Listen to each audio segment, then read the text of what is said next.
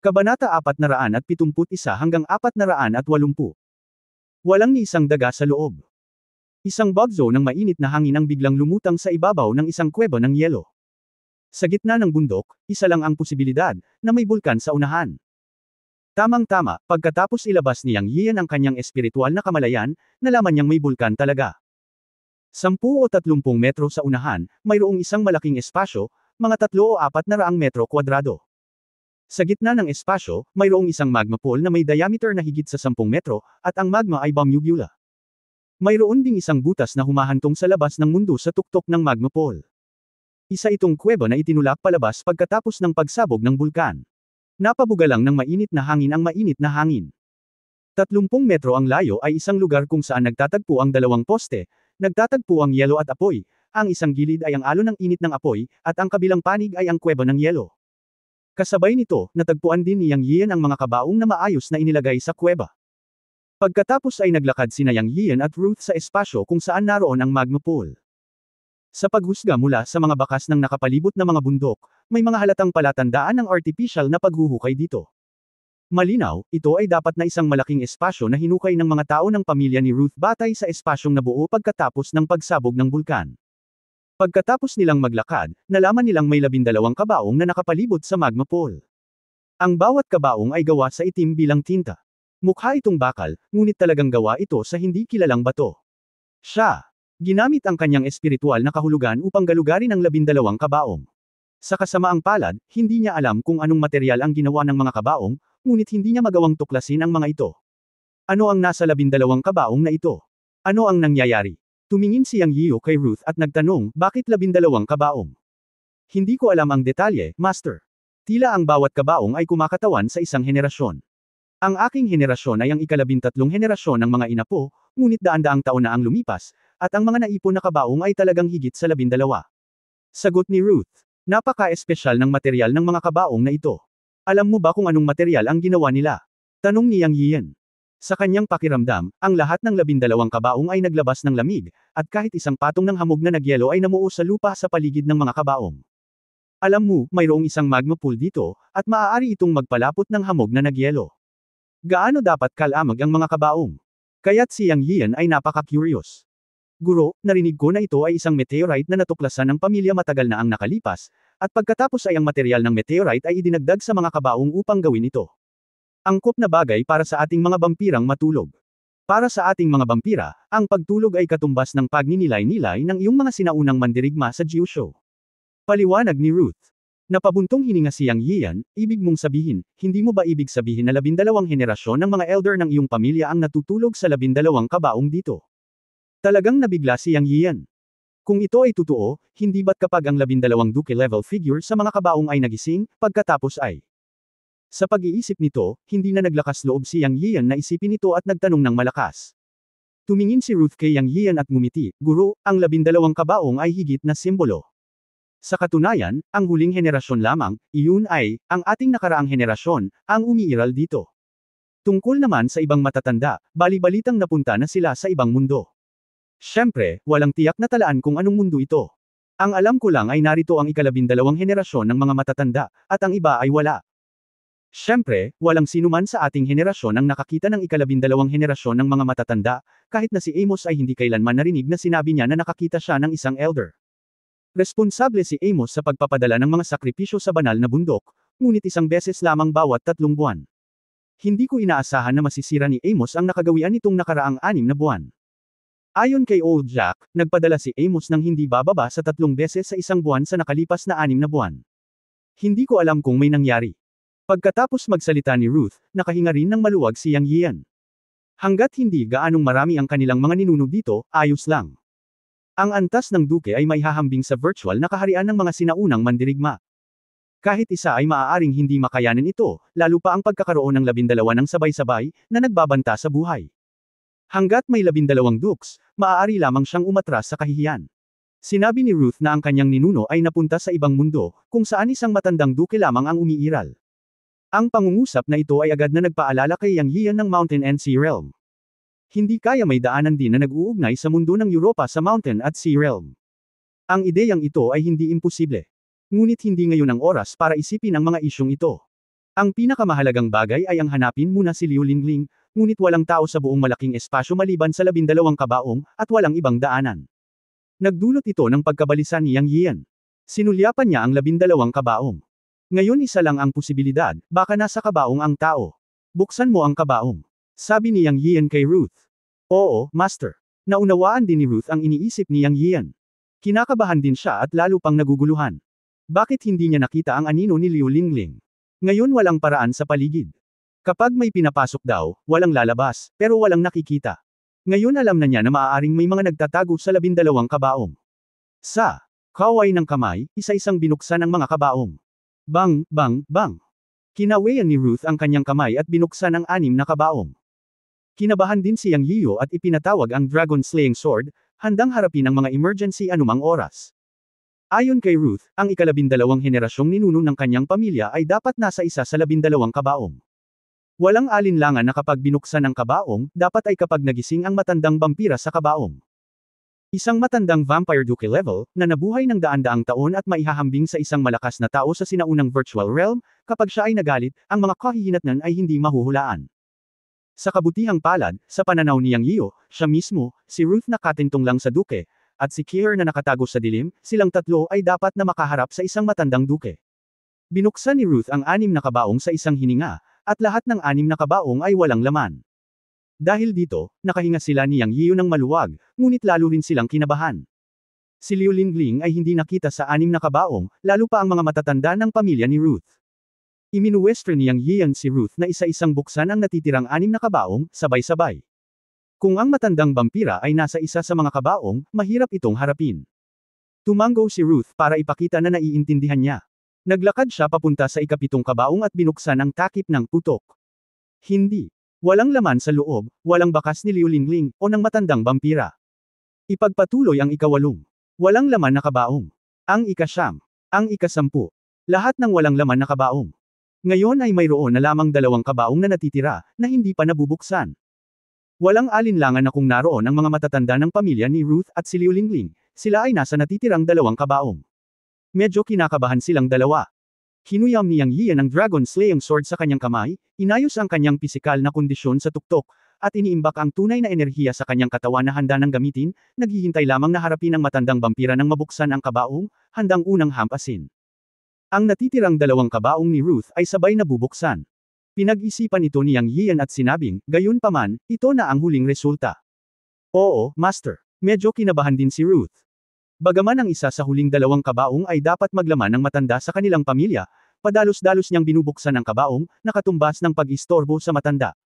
Hindi niya matiyak kung sasalakayin siya ng matanda, ang ika-13 henerasyong inapo ng pamilya Dracula. Si Ruth. Itinaas ang kanyang kamay at sumulyap kay Yang Yiyo. Pagkatapos magsenyas ni Yang Yiyo, bigla niyang ikanaway ang kanyang kamay. Bang-bang. Pagkatapos ng 2 mapurol na tunog, ang huling 2 kabaong ay binuksan. Handa nang umalis si Yang Yiyo, nakatitig sa 2 kabaong, handang gumawa ng isang matinding suntok. Sa sandaling ito, ganap na nakabukas ang kanyang busog. Gayunpaman, nang sabay na buksan ang 2 kabaong, halos pigilin niya ang kanyang hininga at nagtamo ng internal injuries. Nakita kong may mga bakanteng kabaong sa magkabilang kabaong. Fuck, matapos iwaksi ni Yang Yiyo ang kanyang kapangyarihan, hindi niya maiwasang magmura. Ito, napatulala rin si Ruth. Hindi niya inaasahan na ito ay isang walang laman na kabaong. Mayroong 12 kabaong, lahat ay walang laman, walang ni isang daga sa loob. May nangyaring mali. Imposible naman. Ang mga talaan ng pamilya ay malinaw na nagsasabi na ang ika-12 henerasyong matanda ay natutulog sa gitna ng banal na bundok. Bilang Diyos ng tagapag-alaga ng pamilya, paano magkakaroon ng walang laman na kabaong? Naguguluhan si Ruth. Ang punto ay wala si Liu Lingling dito. Sabi ni Yang Yiyo na may madilim na mukha. At the same time, gumaan ang pakiramdam niya. Dahil wala si Liu Lingling sa 12 kabaong, ibig sabihin ba ay buhay pa siya? Okay pa rin. Dahil ang hindi makita ang mga tao ay kawalan ng pag-asa, ngunit din pag-asa. Sa pagtingin sa 12 walang laman na kabaong, nag-isip ng malalim sina Yang Yiyo at Ruth. Ang tanging tunog sa tainga ng buong malaking espasyo ay ang pag-ungol ng magma sa magma pool. Nang marinig ni Yang Yiyo ang tunog ng magma, bigla niyang inilagay ang kanyang mga mata sa eye pool. Kaagad, ang espiritual na kapangyarihan ay pumasok sa magma pool upang suriin. Ang buong malaking espasyo sa tiyan ng bundok ay walang ibang pasukan at labasan sa kuweba, at ang 12 kabaong ay walang laman. Ang tanging kaina-hinala ngayon ay ang magma pool. Ang temperatura ng magma pool ay napakataas, ngunit hindi ito nakakaapekto sa paggalugad ng espiritual na kapangyarihan. Nang pumasok si Yang Yian sa magma pool, may nakita siyang kaina-hinala. Biglang lumiwanag ang mga mata ni Yang Yian. Nang ang kanyang espiritual na kapangyarihan ay higit sa 10 metro ang lalim sa magma pool, ang kanyang espiritual na kapangyarihan ay hinarang ng isang hindi nakikitang puwersa. Nagkaroon ng malakas na pagbabago-bago ng langit at lupa na espiritual na enerhiya sa magma pool, na nangangahulugan na may isa pang misteryo sa ilalim ng magma pool. Kabanata 472 Clear, sinira mo ang aking kaligayahan. Iniwan ang kanyang espiritual na kapangyarihan, si Yang Yiyu ay may ideya sa kanyang isipan, at ang kanyang mga mata ay nahulog sa mga walang laman na kabaong. Kung mayroong isang misteryo sa ilalim ng magma pool, dapat siyang pumasok at tingnan, ngunit ito ay magma, hindi isang ordinaryong apoy. Hindi nang ahas si Yang Yiyu na makipagsapalaran upang makita kung ano ang temperatura sa loob. Kahit nabuksan niya ang Qingke armor at takpan ang kanyang buong katawan ng tunay na enerhiya, hindi niya magagarantiya na hindi siya masasaktan sa bumubulusok na magma pool, hindi pa banggitin na ang magma pool ay napakalalim. Ang isang bahagi ay mainit, at ang kabaong sa kabilang panig ay malamig. Dalawang sukdulan ang nabuo. Isang yin at isang yang, kapwa nagpapatibay at nagpipigil sa isa't isa. Ito ba ay isang pagkakataon? O sadyang pagsasaayos ba ito? Nadama ni Yang Yiyu na tiyak na hindi ito nagkataon. Itinaas niya ang kanyang paa at sinipa ang isang kabaong sa magma pool. Pagkatapos, sa espiritual na obserbasyon ni Yang Yiyu, ang kabaong ay hindi natunaw sa magma pool at direktang lumubog sa ilalim, at dumaan sa lugar na hamarang sa espiritual na kamalayan. Ipinapakita nito na tama ang kanyang hula. Ang mga kabaong na ito ay maaaring inihanda para dalhin ang mga tao sa magma pool. Kung hindi, ayon kay Ruth, sino ang nakakaalam kung gaano karaming mga tao ang ipinadala dito para sa sakripisyo sa nakalipas na ilang daang taon, ngunit ngayon ay wala ni isang patay na buto na makikita. Dalawa lang ang posibilidad. Una, pagkatapos na isakripisyo ang mga taong ito, sila ay direktang itinapon sa magma pool upang matuno. Pangalawa, ang mga taong ito ay inilagay sa mga kabaong at lumubog sa ilalim ng magma pool at pumunta sa ibang lugar. Ang 12 kabaong na binanggit ni Ruth ay kumakatawan sa 12 henerasyon ng pamilya Dracula. Ang impormasyong ito ay hindi tumpak. Hindi lang siguro ang 12 kabaong na ito ang nakaimbak dito, pero dapat maraming kabaong, kung hindi, hindi na kailangang magbukas ng ganito kalaking espasyo dito. Ang ideyang ito ay malamang. Tila natuklasan ni Ruth ang abnormalidad sa magma pool. Tumingin siya sa magma pool, sinabi niya, "Guro, ibig mo bang sabihin ay may misteryo sa ilalim ng magma pool na ito?" Dapat may misteryo, pero ano yun, kailangan nating bumaba para makita. Maghanda sa pagpasok sa kabaong. Papasok tayo sa magma pool sa pamamagitan ng kabaong at pupunta tayo sa ilalim para malaman. Sabi ni Yang Yian na may singkit na mga mata. Okay, Master. Natural na nalaman ni Ruth ang susi. Pagkatapos ay ginalaw ng dalawa ang dalawang kabaong at humiga sa loob. Si Wumakyo ay naging isang energy body at nag-drill sa kabaong ni Yang Yiu. Bang-bang. Matapos isara ang takip ng kabaong, hinimok ni Yang Yiu ang kanyang tunay na lakas na itulak ang kabaong sa magma pool. Flop. Si Ruth ay sumunod na malapit, at silang dalawa ay nahiga sa kabaong at pumasok sa magma pool. Dahil sa espesyal na materyal ng kabaong, sobrang lamig noong una silang nakahiga, ngunit pagkatapos na pumasok sa magma, unti-unti itong uminit. Habang lumulubog ang kabaong, naramdaman ni Yang Yiu, na nasa loob nito, na ang loob ay lalong umiinit, ngunit ang kabaong ay hindi nagpapakita ng anumang senyales ng pagkatunaw.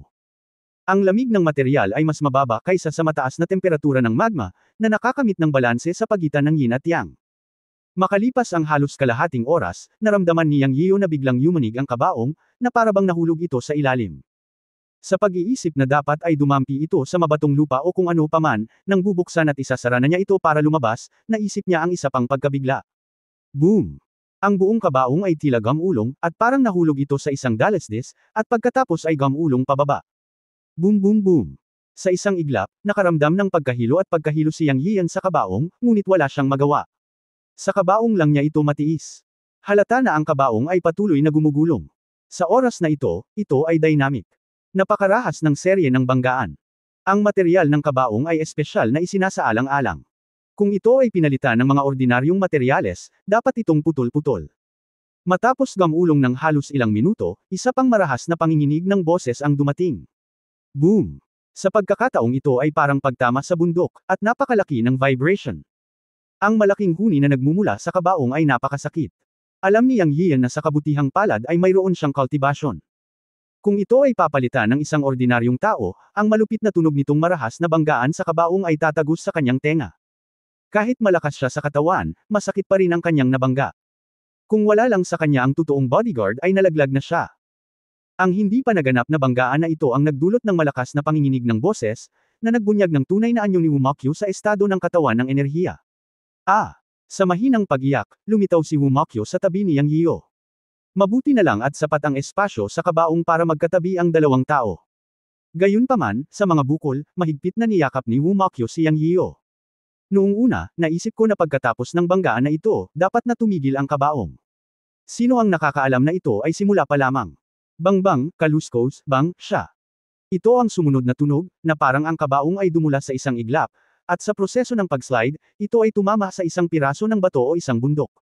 Si Yang Yiyo sa kabaong ay halos 90 degrees patayo, na nangangahulugan na ang lupain sa labas ay napakatarik pa rin. Ngunit ang antas ng kaguluhang ito ay halos pumatay kay Yang. Dahil matapos ihayag ni Killer ang tunay niyang anyo, niyakap na lang niya ito ng mahigpit. Ang malambot na pakiramdam, sa bawat paga, ay lumikha ng isang napakagandang pakiramdam, na talagang nakamamatay. Ang mas nakamamatay ay nalaman ni Yang Yian na naagaw ni Killer ang maling lugar gamit ang isang kamay.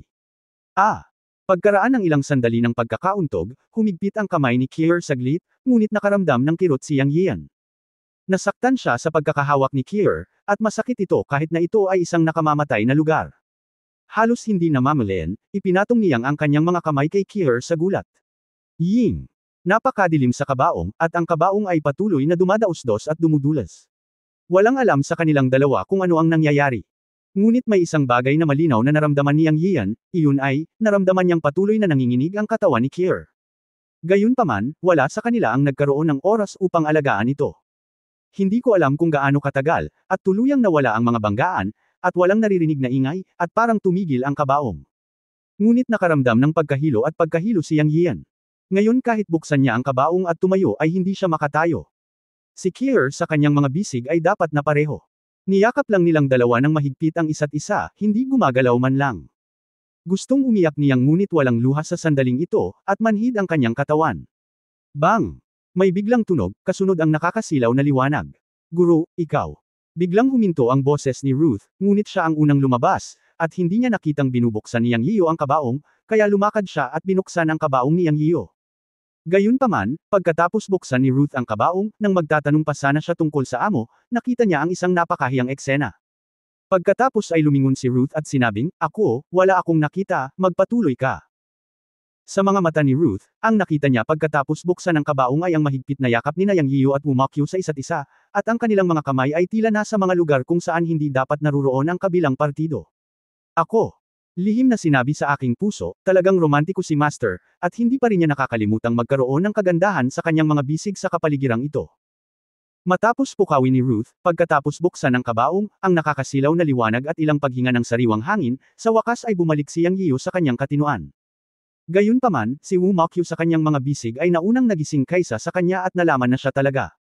Pagkatapos ay sumigaw siya, at mabilis na binitawan ang mga braso niyang at tumalon palabas ng kabaong, namumula ang kanyang mukha.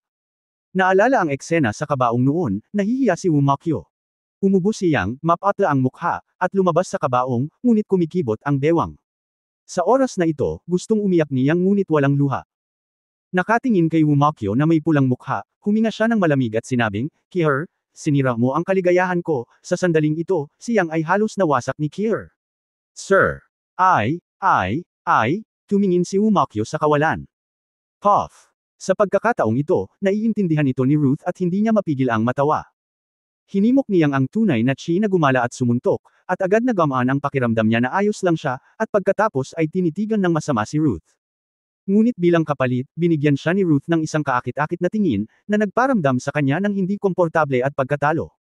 Pagkatapos ay tumingin siya sa paligid at natagpuan na ito ay isang mundo lamang ng mga eskultura ng yelo at mga kuweba ng yelo.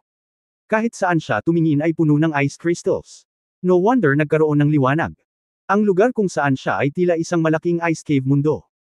Ang ibabaw ng yelo sa ilalim ng kanyang mga paa ay kasing transparent at makinis na parang salamin, at ang mga icicle ay parang mga gawa ng sining. Sa isang tiyak na sandali, lumiit ang mga mag-aaral ni Yang Yiyo, at pumunta siya sa harap ng isang haligi ng yelo. Tiningnan niyang mabuti, nalaman niyang may tao talaga sa loob ng haligi ng yelo. Ruth, alam mo ba kung saan ito? Tanong ni Yang Yiu sa kanya.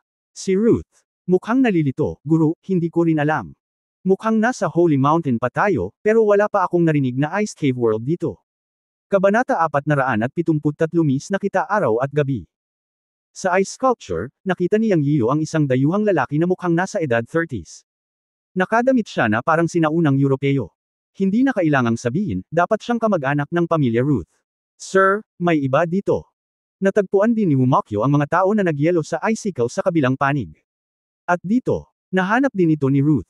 Pagkatapos ay tumingin silang tatlo sa paligid at nakitang may mga tao sa halos bawat icicle.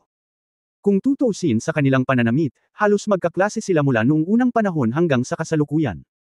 Karamihan sa kanila ay mga European, at mayroon ding ilang iba pang mga lahi, puti, itim at dilaw na mga tao, na sumangkop sa isang minorya.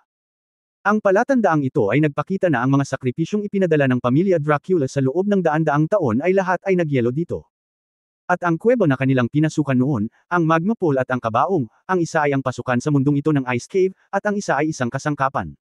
At ang mundo ng Ice Cave na ito ngayon ay parang isang paraiso na nakahiwalay sa mundo.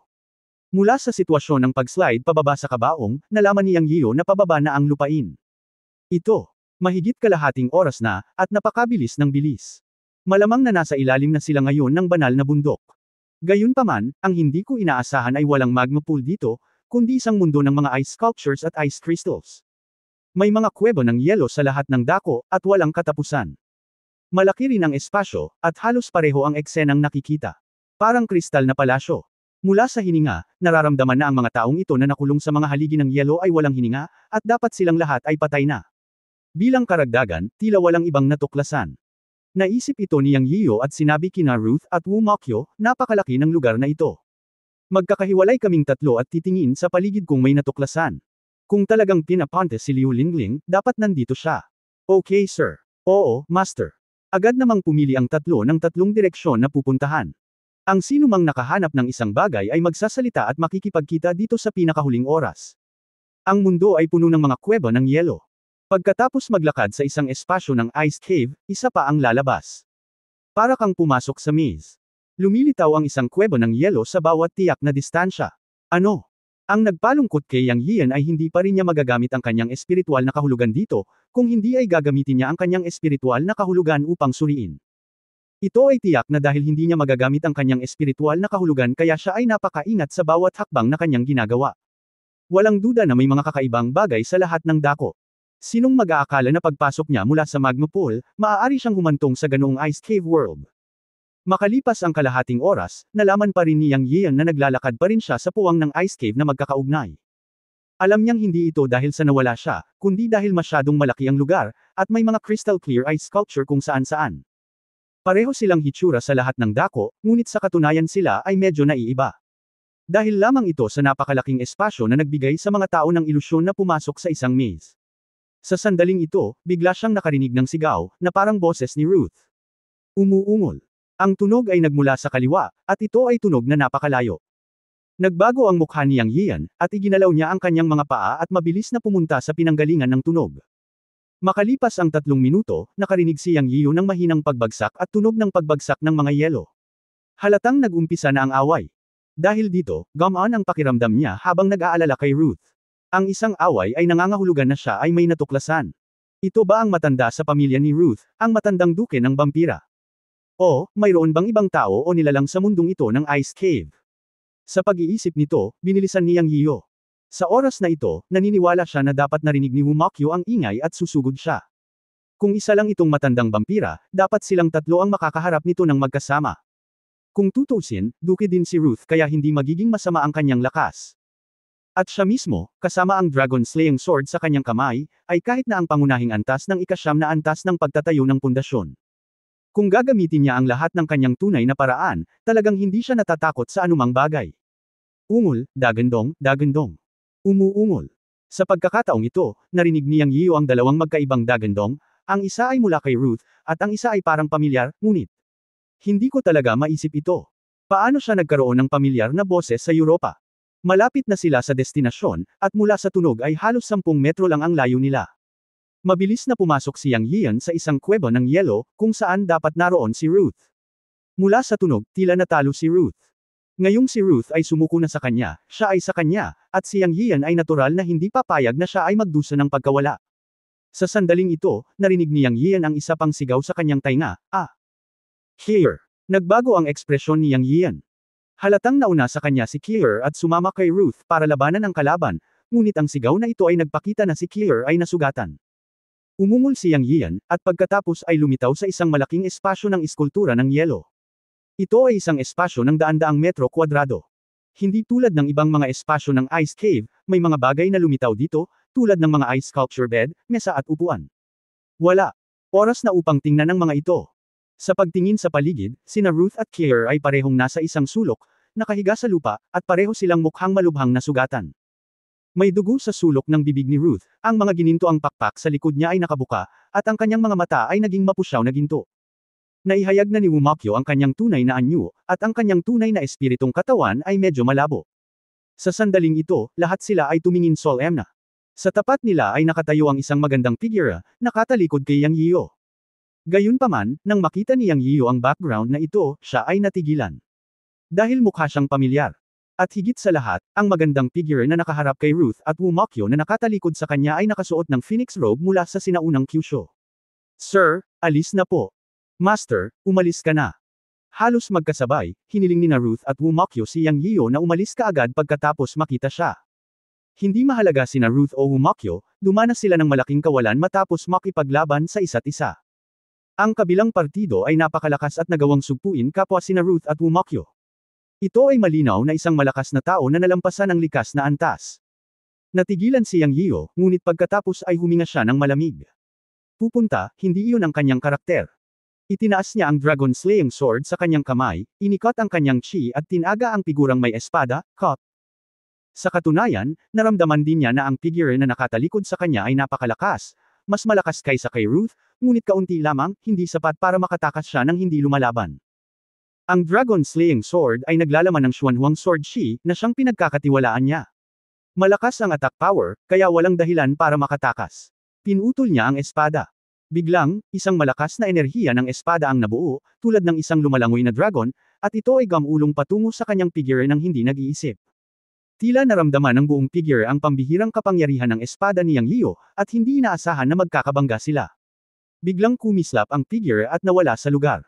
Pagkatapos, isang malamig na tawa ang tumunog sa likod ni Yang Yiyo. Sino ako noon? Ikaw pala anak. Ito ay talagang isang makitid na daan para sa mga kaaway. Hinabol mo talaga ako sa Europe. Ngayon, aayusin ko ang lahat ng luma at bagong account sa iyo. Pagkaraang bumagsak ang boses na ito, lumingon si Yang Yiyo at nagbago ang kanyang ekspresyon, ikaw. Oo, ako ito. Yang Yiyo, sana maayos ka. Namimiss kita araw at gabi. Ang magandang figure na ito ay walang iba kundi si Yang Yiyo. Hindi inaasahan ni Yang Yiyo na ito ang babaeng demonyong si Red Buddha. Sinong mag-aakala na sa malayong Europe, sa tinutulugan ng mga matatanda ng pamilya Ruth, sa mundong ito ng Ice Cave, lilito ang babaeng demonyong si Red Buddha. Ano ba ang nangyayari?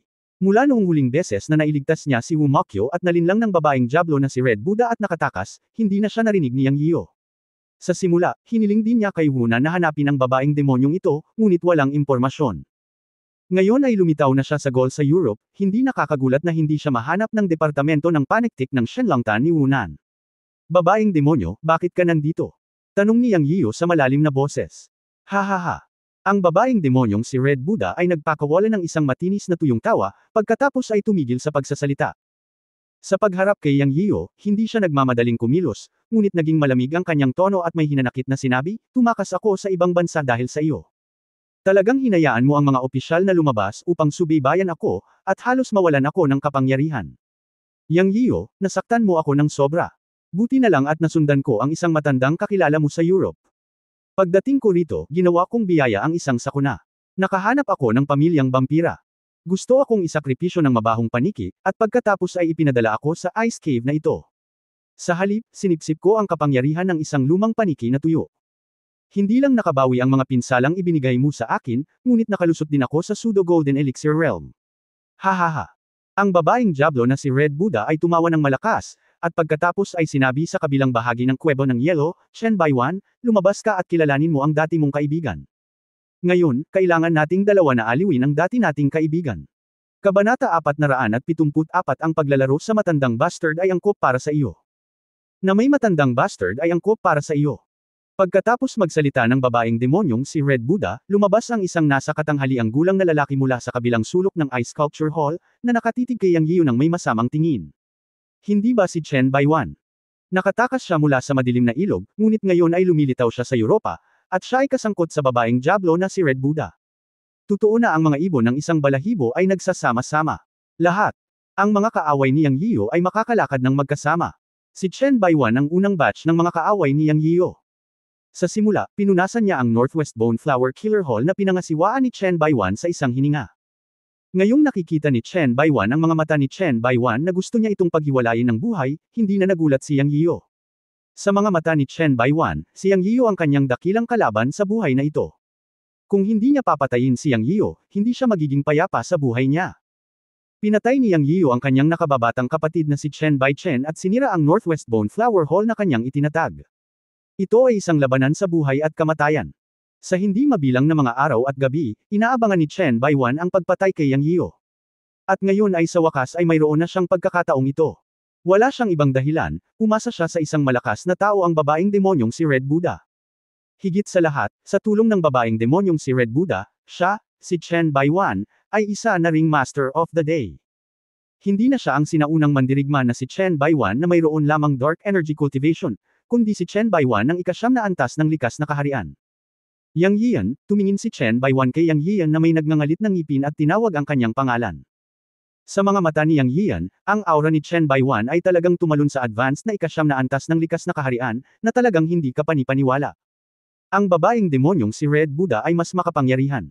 Siya ay nasa unang yugto lamang ng pagtatayo ng pundasyon sa simula, ngunit ngayon ay lumilipad na siya. Ang kanyang aura ay mas malakas kaysa kay Ruth, na nasa antas ng duke. Gayunpaman, sa pag-iisip pabalik sa kanyang sinabi ngayon, ang babaeng Diablo ay tila nagsabi na siya ngayon ay isang pseudo-golden elixir. Ang terminong ito ang unang pagkakataon na narinig ito ni Yang Yiyan, ang pseudo-golden elixir realm. Hindi kaya ito ang tunay na gintong elixir realm. Ito ay isang quasi-golden elixir lamang. Pagkatapos, mabilis na tinitingnan ang pagpapakilala ng paglilinang ng gininto ang elixir sa kanyang isipan, agad na naunawaan ni Yang Yiyan ang ibig sabihin nito. Ang sitwasyon ng babaeng Diablo na si Red Buddha ay talagang ang pseudo-golden elixir realm ngayon.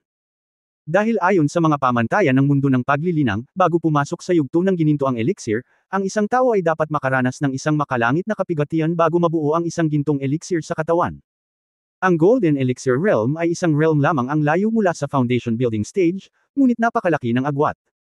Dahil ang tunay na gininto ang elixir na kaharian ay ang pagpapakain sa espiritu sa gintong elixir. Ano ang nagpapalusog sa espiritu? Upang ang pagpapakain sa espiritu ay ang pagpapakain sa kaluluwa sa gintong elixir. Ito ang tunay na golden elixir. Matapos maabot ang gininto ang elixir, ang espiritu ay matagumpay na pinapakain. Kahit na ang katawan ay nawasak sa hinaharap, ang espiritu ay maaari pa ring umiral sa isang yugto ng panahon. Hanggat ang isang parasito ay matatagpuan sa panahon na ang espiritu ay umiiral, ang buhay ay maaaring pahabain. Sa makatuwid, mayroong isang cultivation slogan sa Golden Elixir Realm, ang Golden Elixir ay nakumpleto at ang espiritu ay umiiral. Hanggat ang gintong elixir ay umiiral, ang espiritu ay maaaring palaging umiiral sa gininto ang elixir, tumatakbo sa lahat ng oras, at ang haba ng buhay ay theoretically walang limitasyon. Siyempre, imposibleng magkaroon ng walang katapusang haba ng buhay sa yugto ng gininto ang elixir, ngunit ito ay naitala sa mana ni Yang Yiyu na ang pinakamahabang tagal ng buhay ng isang gintong elixir ay umabot sa 1,200 taon. Sa katunayan, kahit na maabot mo ang yugto ng Golden Core, kung ang iyong paglilinang ay natigil sa isang bottleneck at hindi makalusot, ang iyong mga function ng katawan ay tatanda at ang iyong pisikal na katawan ay mamamatay pa rin. Sa teorya, ang espiritu at kaluluwa ng yugto ng Golden Core ay mabubuhay lamang ng walang katiyakan kung makakahanap sila ng carrier. Ito ay makikita sa magkapatid na Luzuaxi. Nasa Golden Core stage na ang magkapatid na Luzuaxi, ngunit pagkarating sa Earth, nahulog ang pisikal na katawan ni Luzuaxi. Pagkatapos nito, ang dalawang kapatid na babae ay nagbahagi ng isang katawan at nabuhay ng halos 1,000 taon hanggang ngayon. Kaya pagkatapos maabot ang yugto ng Golden Core, ang espiritu at kaluluwa ay talagang mabubuhay ng walang hanggan. Ang saligan ay maghanap ng carrier. Kung walang carrier, ang espiritu at kaluluwa ay ganap na mawawala pagkatapos ng isang tiyak na tagal ng panahon. Sa makatuwid, ang mga benepisyo ng pag-abot sa yugto ng Golden Core ay napakahusay, hindi lamang ang mahabang buhay. Sa mga tuntunin ng lakas ng paglilinang, maaari itong umabot sa isang antas ng paglukso. Ang Golden Core ay nag-iisip ng espiritu at kaluluwa, na umaabot sa estado ng pagkakaisa sa pagitan ng tao at kalikasan, upang makapagsanay ka at makapagbigay ng makapangyarihang mga spell. Isang tunay na nagsasaka ng Golden Core. Ngunit ganoon ba talaga kadaling makamit ang Golden Core? Ang pinakapangunahing antas ay ang makapasa sa makalangit na kapigatian kapag nakamit ang gintong elixir, at tanggapin ang pagsubok ng langit. Tanging ang mga makakalampas sa makalangit na kapigatian sa ilalim ng pagsubok ng langit ang maaaring nasa totoong gintong elixir realm, at maging isang golden elixir cultivator. Gayunpaman, sa pamana ng paglilinang na nakuha ni Yang Yian, mayroong isang paglalarawan ng makalangit na kapigatian, 9 sa bawat 10 tao ay nabigo sa pagdaan sa kapigatian.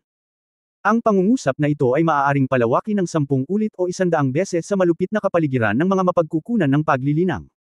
Sa madaling salita, sa 100 o kahit 1,000 tao, maaaring mayroon lamang isang ika-10 pagkakataon ng tagumpay sa pagdaan sa kapigatian. Ang makalangit na kapigatian ay ang pagsubok ng langit, at ang makalangit na kapigatian kapag nakamit ang gintong elixir ay ang pinakamalaking pagsubok para sa bawat magsasaka. Sa oras na ito, ang aura ng babaeng Red Buddha ay talagang malakas, na lumalampas sa kaharian ng likas na ika-9 na antas o ang ika-9 na antas ng gusali ng pundasyon, ngunit ang kanyang mga salitang, pseudo-golden elixir, ay nagpabalik kay Yang Yian sa impormasyon tungkol sa gintong elixir sa kanyang isipan. Ngayon naiintindihan niya na ang babaeng Diablo na si Red Buddha ay hindi pa nakakalampas sa kapigatian sa oras na ito. Kaya't maaari lamang siyang ituring bilang isang pseudo-golden elixir, o isang quasi-golden elixir realm, at hindi isang tunay na golden elixir cultivator. Ang ganitong uri ng lakas ay dapat nasa pagitan ng mahusay na pagiging perpekto ng ika-9 na antas ng pundasyon ng gusali at ang tunay na ginintoang elixir realm. Pagkatapos lamang niyang makaligtas sa makalangit na kapigatian ay maituturing siyang isang tunay na magsasaka ng Jindan. Matapos malaman ito, gumaan ang pakiramdam ni Yang Yian. Hanggat hindi ito isang tunay na Jindan, magiging madali itong pakitunguhan. Sa ganitong paraan, ang sinaunang mandirigma, ang matandang si Jiexian, ay maaaring nasa quasi-Jindan realm din, hindi ang totoong Jindan realm, at maging ang vampirang si Ruth ay ganoon din. Siyempre, ang kaharian ng mga sinaunang mandirigma ay tinatawag na virtual realm. Hindi alam ni Yang Yiu kung mayroong gininto ang elixir sa katawan ng mga sinaunang mandirigma, ngunit para sa mga magsasaka, lahat ng pamamaraan ay nagkakaisa, at isang bagay ang tiyak, iyon ay, upang makaligtas sa pagsubok ng makalangit na kapigatian. Tungkol naman sa vampira, talagang hindi naiintindihan ni Yang Yiu ang sitwasyon. Makakaliligtas kaya siya sa makalangit na kapigatian? Anyway, walang golden elixir sa katawan si Ruth. Ang kapangyarihan ng mga vampira ay nagmumula sa dugo, at ang mental na kapangyarihan ay nasa utak. Alam niya ito. Sa pagharap sa kasamaan ni Chen Baiwan at sa panunuyan ng babaeng Diablo na si Hong Fo, ngumisi si Yang Yiu at sinabing, 2 taunang general lang sila. Ano ang dapat ipagmalaki? Hindi ba ito ay para lamang mapahusay ang iyong lakas? Vegetarian ba ako? Haha, Yang Yiu, kailangan kong sabihin na ikaw ay isang henyo. Sa sinaunang martial arts world, hindi, dapat tawagin kitang cultivator ngayon, di ba? Sinabi sa akin ni Master Hong Fo na maaaring ikaw ay mula sa cultivation world ng Shanghai realm. Bueno, bagaman ito ay kahanga-hanga, ngunit ngayon ay naabot na ni Master Hong Fo ang antas ng Golden Core, kahit ako ay may lakas na maihahambing sa advanced na ika-9 na antas ng katutubo. Tingnan natin kung paano ka mamatay. Si Chen Baiwan ay mukhang proud ng pinag-uusapan ng kanyang cultivation. Mula nang makilala niya si Hong Fo, halos maabot na niya ang langit sa isang hakbang. Nako, ngayong naglagay ka ng ganyan, nanganganib talaga ako, pero sobrang curious ako, paano kayo nagkabit sa isa't isa? Paano mo nakamit ang ganoong kataas na antas ng paglilinang sa napakaikling panahon? Hindi talaga maintindihan ni Yang Yian kung paano mapapabuti ng dalawa ang kanilang paglilinang. Ayon sa babaeng Diablo na si Red Buddha, dahil na-absorb nila ang mga vampira dito kaya nadagdagan nila ang kanilang cultivation, ngunit hindi nag-iisa si Yang Yian. Ha, gusto mong malaman? Hintayin kitang ipadala sa impyerno at tanungin ang hari ng impyerno, ang babaeng Diablo na si Red Buddha ay labis na nagdamdam kay Yang Yian. Malamig siyang sumangot at agad na kumilos. Nawala agad siya sa kinatatayuan niya nang matapos siyang magsalita. Sir, mag-ingat, napakabilis niya, paalala ka agad ni Wumakyo. Matagal nang inihanda si Yang Yian. Nang magsalita ang babaeng demonyong si Red Buddha, alam niyang kikilos ito. Ipinatawag niya ang Green Bird Armor sa kanyang isipan, at biglang lumitaw sa kanya ang isang set ng Green Armor. Sabay-sabay, iniwagayway niya ang Dragon Slaying Sword sa kanyang kamay ng pabilog, na isang depensa. Gayunpaman, minaliit ni Yang Yian ang babaeng demonyong si Red Buddha. Ipinagtatanggol niya ang kanyang buong katawan, iniisip na ang Red Buddha na nawala sa lugar ay lilito mula sa likod o sa tabi upang salakayin siya. Ngunit sa pagkakataong ito, ipinaalaala ni Ruth, "Guro, mag-ingat ka sa iyong ulo." Natigilan si Yang Yian nang marinig niya ito. Naramdaman din niya ang malakas na hangin na nagmumula sa itaas ng kanyang ulo, at hindi niya iniisip ang kanyang ulo. Iniwasan niya ang suntok sa kanyang ulo, ngunit ang babaeng demonyo ay masyadong mabilis, at ang suntok nito ay damapo sa kanyang balikat. Puff! Naramdaman ni Yang Yian ang matinding kirot sa kanyang balikat, at walang pag-aalinlangan niyang ibinayo ang kanyang espada. Ngunit ang tibak ay tinadtad sa kawalan. Hahaha, Yang Yian, dahan-dahan kitang papatayin ngayon, Shen Baiwan, humayo ka at harapin ang dalawang maliit na asong iyon, tandaan mong huwag silang patayin, gusto kong panatilihin silang uminom ng dugo at magsanay ng martial arts. Agad na kumislap ang pulang Buddha at lumitaw ng mahigit 10 metro ang layo mula kay Yang Yian at inutusan si Chen Baiwan. Anyway, sina Ruth at Wu Makyo ay malubhang nasugatan niya, kaya hayaan silang si Chen Baiwan ang humarap sa kanila. At si Yang Yian at ang pulang Buddha ay handang magpahirap ng dahan-dahan upang ipaghiganti ang matinding puot na sirain ang kanyang mabubuting gawa ng maraming beses. Ang balikat ni Yang Yiyo ay tinusok ng matutulis na mga kuko ng babaeng Diablo na si Red Buddha, na nag-iwan ng 5 madugong butas. Natalo siya sa unang round. Nabigla siya sa lakas ng babaeng demonyo at galit na galit din. Lalo na nang marinig niyang sinabi ni Red Buddha na dahan-dahan niyang paglalaruan siya hanggang mamatay, galit na galit siya. Nakatitig sa babaeng Diablo na si Red Buddha, ngini siya ni Yang Yiyo, "Sino ang gusto mong paglaruan? Ikaw na matandang mangkukulam, ang paglalaro ng mga lumang pagong ay bagay sa iyo. Ngayon, gusto kong makita kung hanggang saan ka maaaring maging isang espiritu." Habang nagsasalita, iniunat ni Yang Yiyo ang kanyang mga daliri upang kunin ang kanyang mga tainga na parabang nangangamot siya ng Katie. May trump card pa siya sa tenga. Dahil hindi siya mas mabilis kaysa sa babaeng Diablo na si Red Buddha, maaari lamang niyang gamitin ang trump card sa kanyang tainga. Kabanata 475, Kakaibang Black Lotus. Ang trump card na maaaring itago sa tainga ni Yang Yian ay natural na mukha ng tao na espiritong insekto. Tahimik na inalis ni Yang Yian ang insekto mula sa kanyang tainga at binigyan ito ng utos ng walang ekspresyon, hinihiling ito na maghanda upang makagambala sa babaeng Diablo na si Red Buddha. Dahil alam ni Yang Yian na ang insekto ay likas na mabilis at sensitibo, hindi niya magagamit ang kanyang espiritual na kahulugan dito, ngunit ang insekto ay maaaring magbigay kay Yang Yian ng pinakamalaking tulong. Hanggat ang insekto ay maaaring magtago sa babaeng Diablo na si Red Buddha, tumpak na mahahanap ni Yang Yian ang babaeng demonyong si Red Buddha na mabilis na gumagalaw batay sa kontrata sa pagitan niya at ng insekto, at pagkatapos ay atakihin siya. Talaga. Sa mga tuntunin ng lakas ng paglilinang, tila ang babaeng Diablo na si Red Buddha ay mas malakas kaysa sa kanya, ngunit ang Dragon Slaying Sword sa kamay ni Yang Yian ay may misteryosong enerhiya ng espada, na siyang matigas na buto. Ang babaeng demonyong si Red Buddha ay hindi nang ahas na hawakan ito ng naunang espada. Ito ay sapat na upang ipakita na ang babaeng Diablo na si Red Buddha ay natatakot sa Dragon Slaying Sword sa kanyang kamay. Sa mga salita ng mga demonyo at ng mga taong Qing, ang Dragon Slaying Sword sa kanyang kamay ay isang engkanto na sandata na lumalampas sa antas ng espiritual na mga sandata. Sa isip ni Yang Yian, mahirap sabihin kung ang Dragon Slaying Sword ay isang fairy weapon, dahil kahit ang kanyang amo na si Yun Changxi ay hindi makita ang sitwasyon ng Dragon Slaying Sword. Anong antas ng tao ang kanyang amo na si Yun Changxi? Tiyak na nakakita siya ng totoong mga sandata ng engkanto, kaya paanong hindi niya makikita ang pinagmulan ng Dragon Slaying Sword? Sa makatuwid, si Yang Yian ay may Dragon Slaying Sword na maaasahan, at ang sorpresa na maaaring dalhin sa kanya ng mga insekto, kaya hindi talaga siya natatakot sa banta ng babaeng Diablo na si Red Buddha. Nang walang iba pang mga insekto, siya ay halos gumuho. Hindi banggitin ang isang patak ng asensya ng dugo araw-araw, sa huling pagkakataon sa palayok ng Chenkon, pagkatapos nitong matuklasan ng maliit na puding ang tubig ng buhay, humigop siya ng 6 na patak ng tubig ng buhay sa isang hininga, ngunit hindi siya namatay. Sa katawan na medyo mas malaki sa kuko, ayos lang siya. Mula nang matuklasan ang mga pakinabang ng tubig ng buhay, ang insekto ay kailangang lumunok ng hindi bababa sa 3 patak ng tubig ng buhay araw-araw bilang karagdagan sa isang patak ng asensya ng dugo, na nagparamdam kay Yang Yian ng napakasakit. Yang. Hinawakan ni Yian ang insekto sa kanyang palad, handang humanap ng pagkakataong palayain ito, para damaykit ang insekto sa babaeng Diablo na si Red Buddha. Gayunpaman, sa sandaling ito, ang babaeng Diablo na si Red Buddha ay tumingin sa kanya at nginisyan, pagkatapos ay gumawa ng isang kilos na ikinakalat ang kanyang mga kamay, at umawit ng kakaibang musikal na nota. Sa oras na ito, naramdaman kaagad ni Yang Yian ang pagbabago-bago ng espiritual na enerhiya ng langit at lupa sa paligid niya, at naramdaman na may mali. Nang sisigot na sana siya, nakaramdam siya ng lamig sa kanyang mga paa. Tumingin siya pababa at nakitang may lumitaw na yelo sa kanyang mga paa. Hindi namamalayan, nagyelo ang kanyang mga paa. Hindi siya makagalaw. Fuck, napakalaking bagay, pagmumura ni Yang Yian sa kanyang puso. Siguradong nanglamlam ang babaeng Diablo habang nakikipag-usap kay Chen Baiwan ngayon lang. Nakalimutan niya na ang babaeng Diablo na si Red Buddha ay mula rin sa Mountain and Sea Realm, at ngayong narating na niya ang Quasi-Golden Dawn Realm, maaari na siyang gumawa ng ilang spells. At least mas marami siyang spells kaysa sa sarili niya.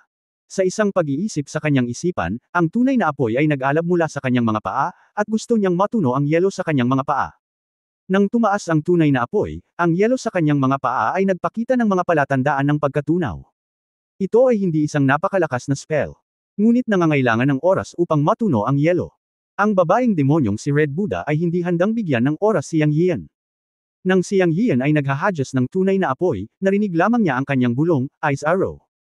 Nang matapos siyang magsalita, nakita ni Yang Yian ang babaeng Diablo na si Red Buddha ay gumawa ng hubad na kamay na archery gesture gamit ang dalawang kamay. Sa pagitan ng kanyang mga kamay, tatlong ice arrow na may malamig na liwanag ang lumitaw mula sa manipis na hangin, at agad na bumagsak sa hangin at dumiretso sa mga kilay, puso, at ibabang bahagi ng tiyan ni Yang Yian. Dahil sa eksenang ito, pinawisan si Yang Yian. Bagamat ang kanyang mga paa ay pansamantalang nagyelo at hindi makagalaw, ang kanyang mga kamay ay maaaring gumalaw. Siya gumawa ng isang mabilis na desisyon, iniunat ang kanyang mga kamay, at dalawang patak ng dugo ang lumitaw sa kanyang mga daliri. Bumulong siya sa kanyang bibig, blood curse, water curtain, landslide, ano?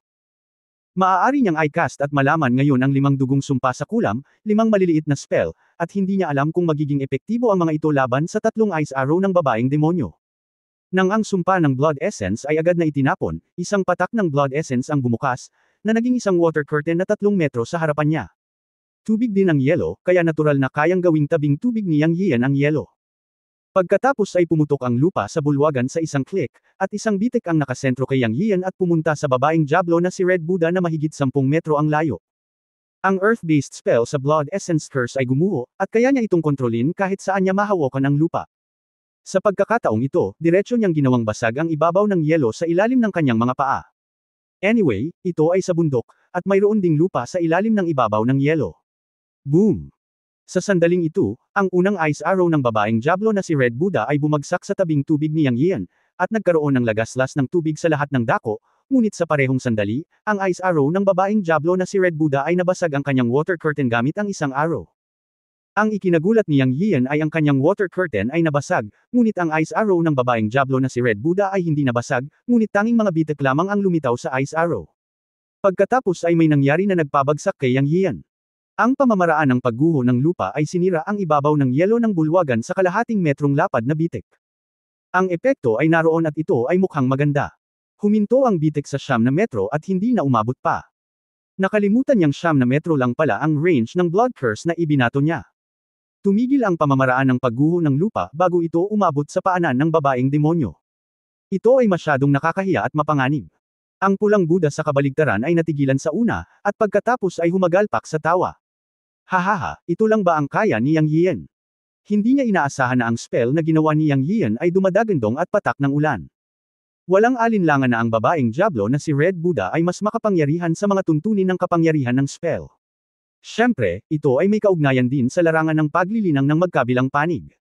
Natapos ang spell battle ng dalawa sa isang iglap. Nang makita na ang unang ice arrow ay malapit nang tumama sa kanya, ang yelo sa mga paa ni Yang Yian ay hindi pa natutunaw, at malamig na pawis ang bumuhos sa dulo ng kanyang ilong. Ngayon ay maaari na lamang siyang umasa na ang kanyang Greenbird armor ay makatiis sa susunod na pag-atake.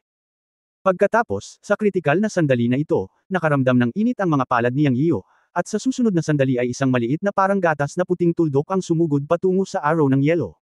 Bang, bang, bang, pagkatapos ng 3 malulutong na tunog, ang 3 ice arrow ng babaeng demonyo ay sunod-sunod na naging ice slug. Paano ito posible? Biglang tumigil ang tawa ng babaeng demonyo, at nanlaki ang mga mata.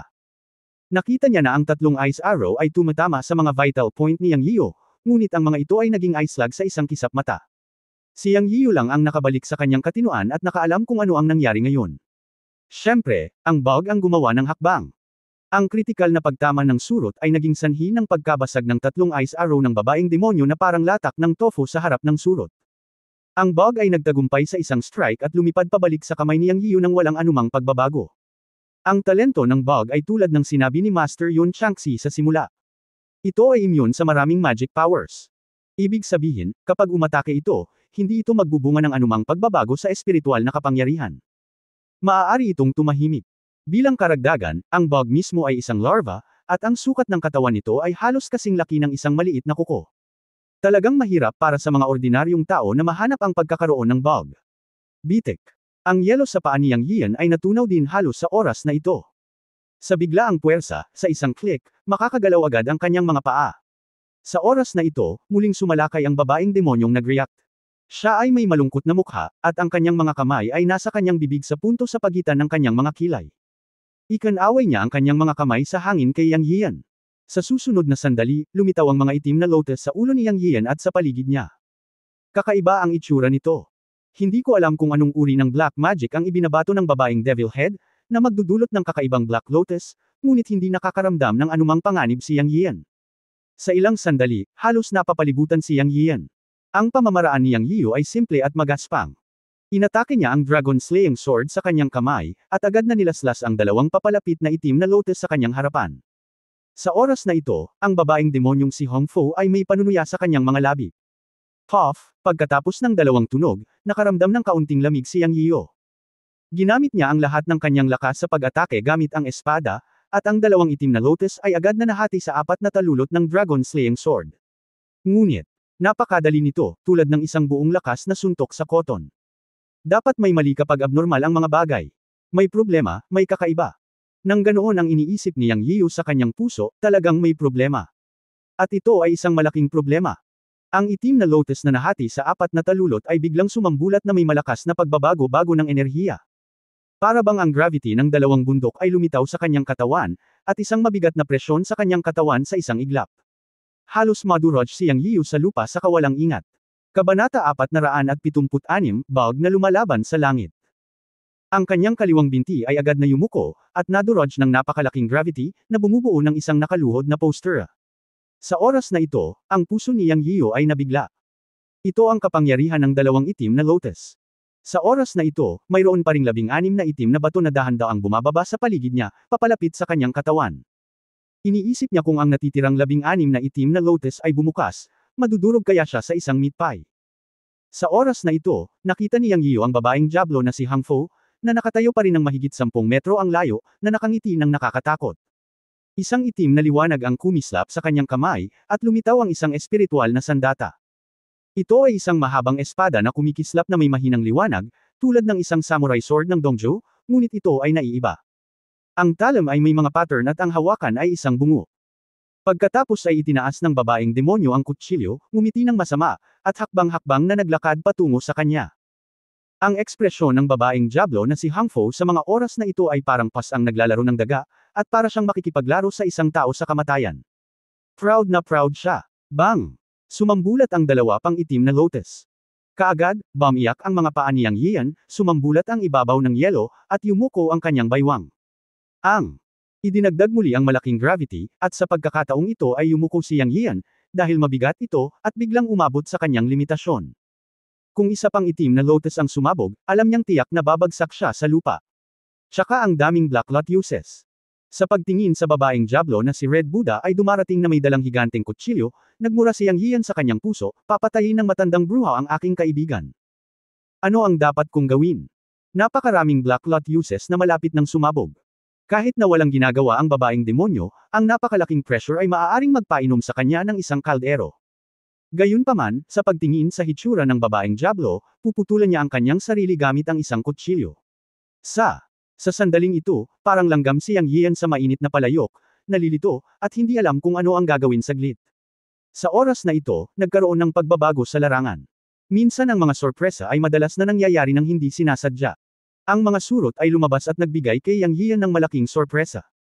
Kung gayon, alam talaga ni Yang Yian kung gaano kalakas ang mga bug, at hindi walang kabuluhan na ang kanyang master na si Yun Changxi ay nagbigay ng mataas na pagsusuri sa mga bug sa simula. Talagang nagbigay ito ng malaking sorpresa sa kanya. Bitik, bitik. Parang tunog ng crackang cookies. Matapos matigilan sandali si Yang Yiu, tuwang-tuwa siya.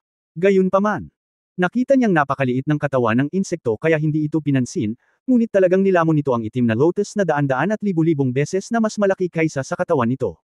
Dahil dito ay nanlaki ang mga mata ni Yang Yiu.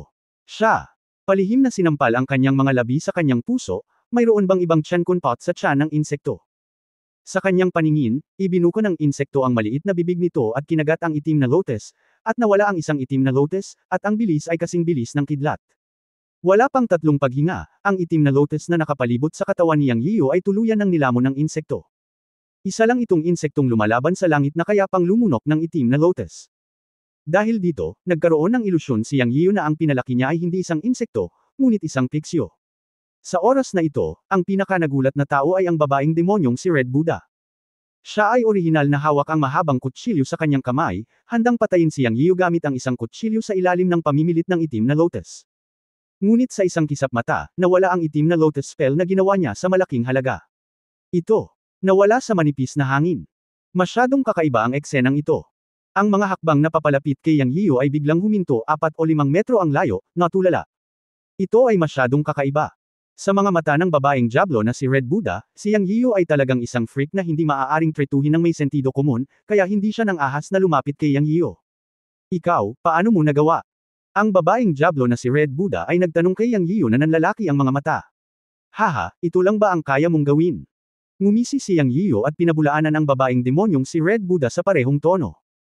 Natural na hindi niya sasabihin sa babaeng Diablo na si Red Buddha na ang mga surot ang nagtunaw sa kanyang Black Lotus spell ngayon lang. Habang gumagaan ang pakiramdam sa kanyang puso, biglang nilaslas ni Yang Yiyo ang babaeng demonyong si Red Buddha gamit ang isang espada pagkatapos niyang magsalita. Nagbago ang mukha ng babaeng Diablo na si Red Buddha, at ang isang kamay ay tumawid sa itim na talam, at biglang lumitaw ang dugo sa kanyang talam, na naglalabas ng madilim na kinang. Nanlamig ang kanyang mga mata, at mabilis niyang sinalubong ang espada ni Yang Yiyo gamit ang isang kutsilyo. Boom! Isang mapurol na tunog ang sumabog. Ito ang unang pagkakataon na nag-away silang dalawa. Bitek. Ang ibabaw ng yelo ng bulwagan sa kanilang paligid ay nag-crack, at ilang icicle ang nabasag sa paligid. Si Yang Yiyo ay may misteryosong dragon-slaying sword, na naglalaman ng Xuanhuang sword energy, at ang kapangyarihan ng sword ay medyo malakas. Gayunpaman, ang babaeng Diablo na si Hang Fo ay isang quasi-golden elixir cultivator, na isa ring demon cultivator mula sa mundo ng bundok at dagat, at ang kanyang mga pamamaraan ay hindi simple. Sa ilalim ng banggaan ng makapangyarihang true chi at sword energy, ang bulwagan na nabuo ng ice cave ay agad na nawasak. Puff! Minamaliit ni Yang Yiyo ang babaeng demonyong si Red Buddha. Kahit na ang kanyang espada ay may Xuanhuang sword energy at hindi masisira, mayroon pa ring malaking agwat sa pagitan ng kanyang cultivation at ng babaeng Diablo na si Red Buddha. Siya, tumalsik ng dugo sa isang pigil na daing. Naapektuhan siya ng malakas na espiritu ng pakikipaglaban ng babaeng Diablo na si Red Buddha. Sa kabutihang palad, hindi siya malubhang nasugatan. Sa mata ng babaeng Diablo, hindi rin dapat maliitin si Yang Yiyo. Ang sword energy ng sword sa kamay ni Yang Yiyo ay nagparamdam sa kanya ng threatened. Alam niya na kung ang kanyang tunay na enerhiya ay hindi mas malakas kaysa kay Yang Yiyo, hindi siya maglalakas loob na hawakan ang espadang ito. Ito rin ay isang pagtatangka. Ngayon ay makumpirma na kung mas maingat siya sa sword energy ni Yang Yiyo at iiwasan ang mabigat at kukuha ng liwanag, kaya pa rin niya itong harapin. Malinaw na naramdaman ni Red Buddha na hindi pangkaraniwan ang espada sa kamay ni Yang Yiyo. Kaya sinubukan niya ito. Pagkatapos ng lahat, sinubukan niyang malaman ang ilang mga pahiwatig. Para kay Yang Yiyo, inalis ng babaeng demonyong si Red Buddha ang kanyang paghamak sa oras na ito. Ang Black Lotus spell ay malinaw na napigilan si Yang Yiyo noon, at nang tila kaya niya itong harapin, siya ay nawala ng kakaiba. Ngayong nasa kamay na ni Yang Yiyo ang sinaunang espada, mas maingat na tumugon ang babaeng demonyong si Red Buddha. Sa katunayan, hindi niya kailanman tinuring si Yang Yiyo bilang isang ordinaryong magsasaka. Matapos ang maikling paghihiwalay, muling umatake ang dalawa. Sa oras na ito, ang babaeng Diablo na si Red Buddha ay muling nagpatunog ng mga hindi kilalang nota, at halatang ginagamit niya ang kanyang lakas sa paggawa ng mahika, at inipon ang kutsilyo sa kanyang kamay sa kanyang ulo. Sa oras na ito, si Yang Yiyo ay hindi nang ahas na maging pabaya, at naglabas ng utos ng pag-atake sa insekto. Gumamit din siya ng napakalaking espada at mukhang lalabanan niya ang babaeng demonyo. Sa isang banda, ito ay upang takpan ang insekto, at sa kabilang banda, ito ay isang pag-iingat din. Ang insekto ay naging isang malabong puting tuldok at sumugod patungo sa babaeng demonyong si Red Buddha, tahimik at walang anumang espiritual na pagbabago. Hayaang maging komportable si Yang Yiyo. Kasabay nito, inilipat din niya ang tunay na enerhiya ng kanyang buong katawan at gumamit ng isang buong lakas na espada. Isang napakalakas na suntok ang humiwalay kay Huashan, humakbang pasulong, at hinampas ang babaeng demonyo. Pagkatapos, ang babaeng Diablo na si Red Buddha ay umungal, Black Wind Evil. Matapos ang mga salita ay bumagsak, nakita ni Yang Yian ang talim na nakataas sa itaas ng kanyang ulo at isang lumalakas na enerhiya ng demonyo ang lumitaw, at ito ay malapit ng tumaga sa kanya. Ngunit sa sandaling ito, namumutla ang bibig ni Yang Yian at pinutol din niya ang isang espada. Natagpuan niya na ang bug ay nakarating na sa babaeng demonyong si Red Buddha. Ah! Isang sigaw ang nagmula sa bibig ng babaeng demonyong si Red Buddha. Boom! Ang banggaan ni Yang Yian at ng kanyang espada ay nagbunga din ng nakakabinging tunog.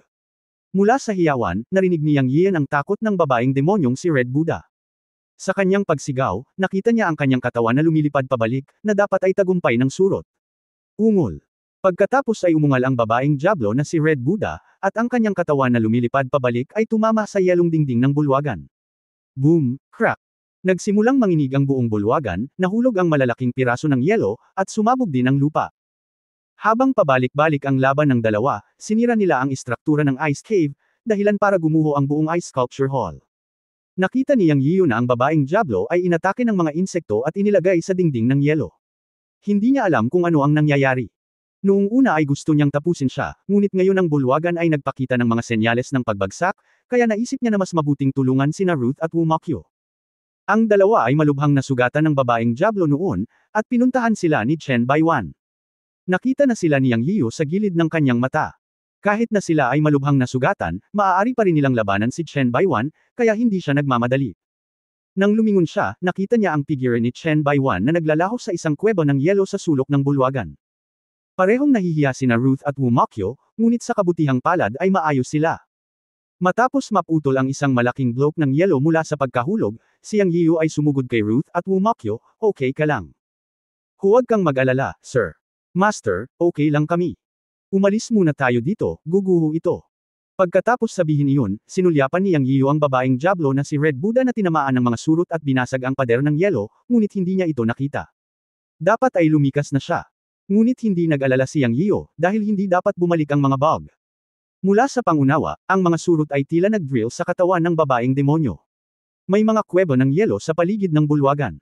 Sinundan ni Yang Yiu ang pangunawa ng mga surot at dinala sina Ruth at Wumakyo sa isang kuweba ng yelo. Naniniwala siya na kapag natagpuan niya ang babaeng Diablo na si Red Buddha, hindi siya makakatakas, at si Liu Lingling ay hindi pa natagpuan hanggang ngayon. Akala niya ay itinago siya ng babaeng demonyong si Red Buddha sa isang lugar. Siya dapat mahanap ang babaeng Diablo at si Chen Baiwan para iligtas si Liu Lingling. Kabanata 477 Emperor Crystal Core. Pagpasok nilang tatlo sa Ice Cave, sunod-sunod na ingay ang narinig nila sa likuran nila. Halatang gumuho ang hall. Pagkatapos ay binilisan nila ang kanilang lakad at nagpatuloy sa pagsulong. Sa kabutihang palad, walang palatandaan ng pagbagsak sa kuweba ng yelo. Kung saan, ang istruktura ng layer ng yelo dito ay napaka-espesyal at solid.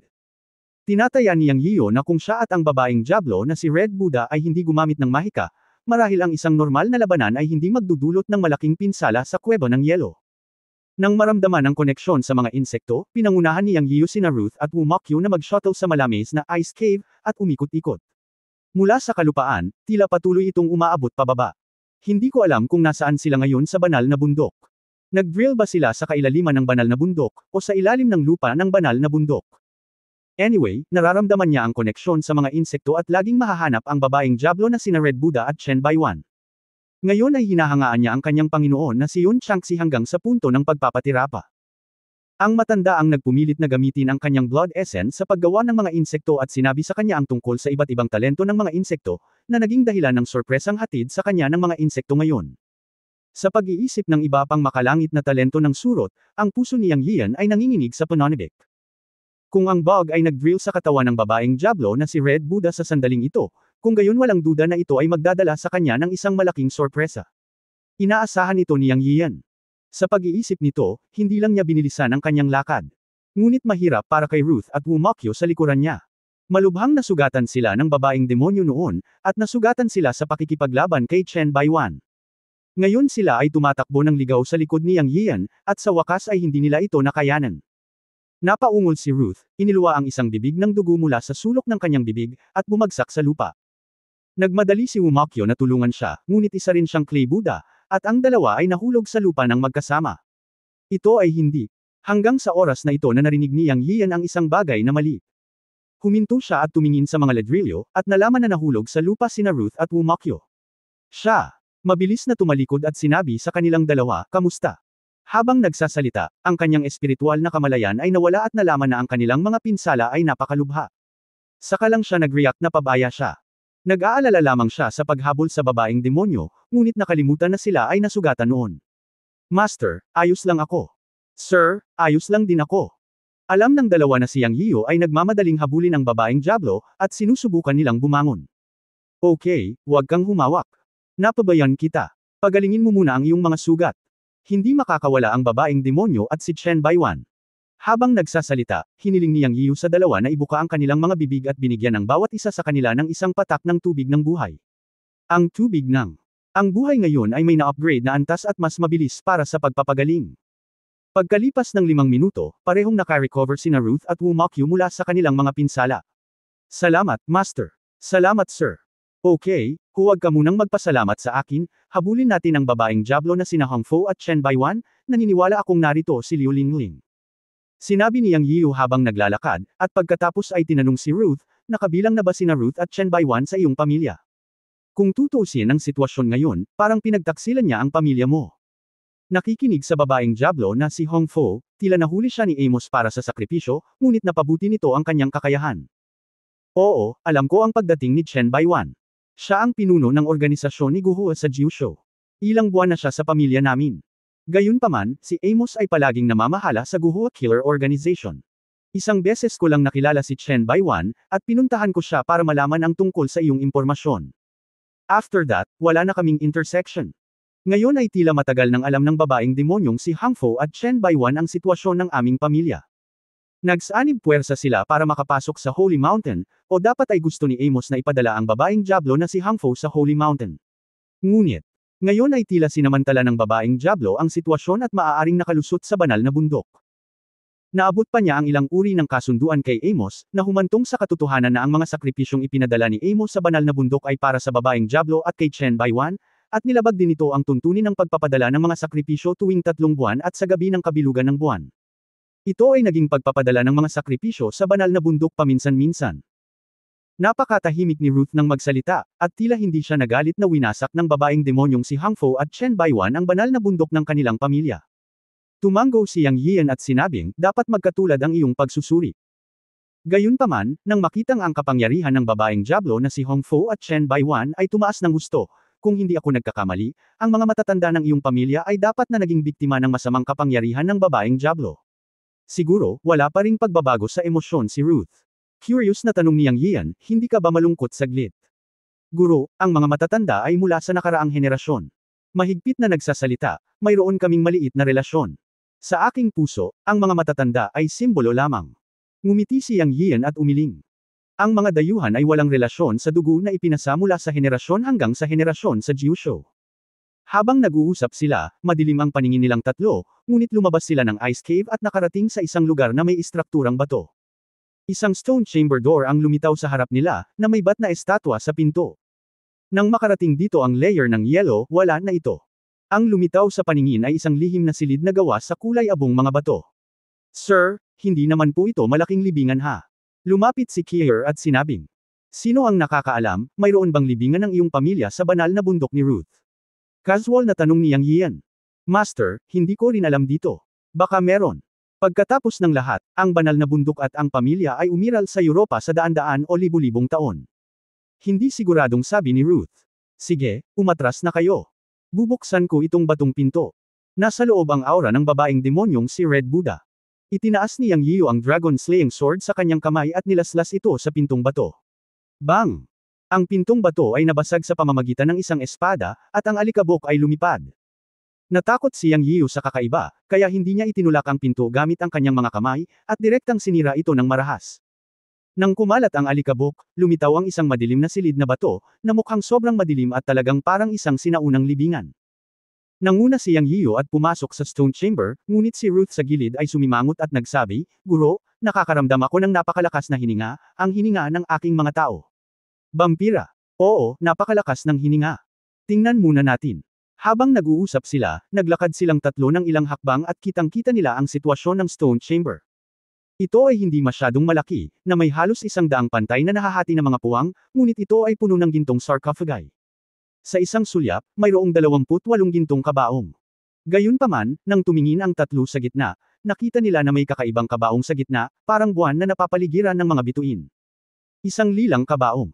Sa takip ng kabaong, may nakaukit na malaking paniki, na nakabuka at lumilipad ang mga pakpak nito, nakadilat ang mga mata, at ang mukha nito ay lubhang kahindik-hindik.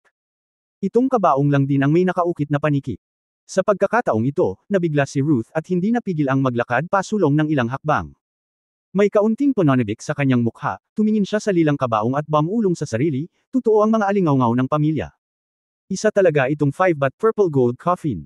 Lamingga-lingga pa rin si Yang Yiu sa paligid, ngunit hindi nakita ang babaeng demonyo at si Chen Baiwan. Nang makita si Ruth na sinusubukang pumunta sa lilang gintong kabaong, dali-dali niyang sinabi, "Ruth, huwag kang pumunta." Pagkasabi noon ay itinuro niya ang lilang kabaong sa gitna. Naramdaman niya na ang surot ay nasa lilang kabaong, na nangangahulugang nasa loob nito ang babaeng demonyong si Red Buddha. Natigilan si Ruth at naunawaan, nagbago ang kanyang mukha at nag-aalalang sinabi, "Guro, buksan mo ang kabaong dali." Ang 5 baht na lilang gintong kabaong, ang aming mga talaan ng pamilya ay nagsasabi na naglalaman ito ng kristal na core ng unang henerasyong emperador. Kung sino man ang makakakuha nito, maaari silang makakuha ng malakas na kapangyarihan. Natigilan si Yang Yian at nagsabi, "Emperor Crystal Core." Oo, Master, ang emperador na sinasabi ko ay lampas sa antas ng duke, na tinatawag na emperador.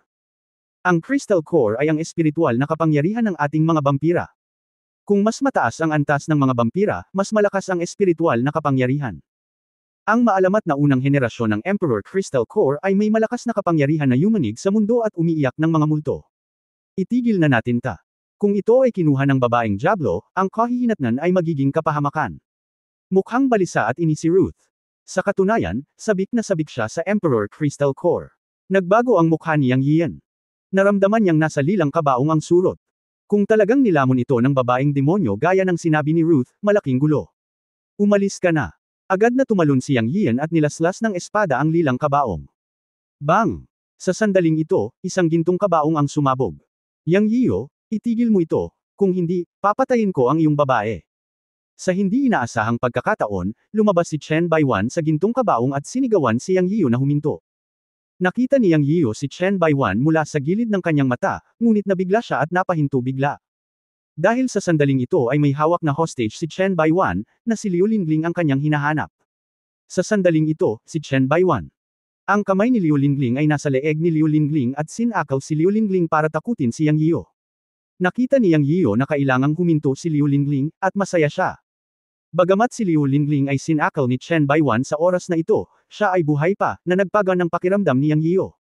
Hanggat nabubuhay pa siya, ayos lang. Halos 2 taon ko nang hindi nakita si Liu Lingling, at hindi ko inaasahan na ganito ang mangyayari sa muli nilang pagkikita. Nakita ni Yang Yiu ang luha sa mga mata ni Liu Lingling. Ibinuka niya ang kanyang bibig at gustong magsalita, ngunit ang kanyang leeg ay sinakaw ni Chen Baiwan at hindi siya makapagsalita. Hayaan mo siya, sinabi ni Yang Yiu kay Chen Baiwan sa napakalamig na boses.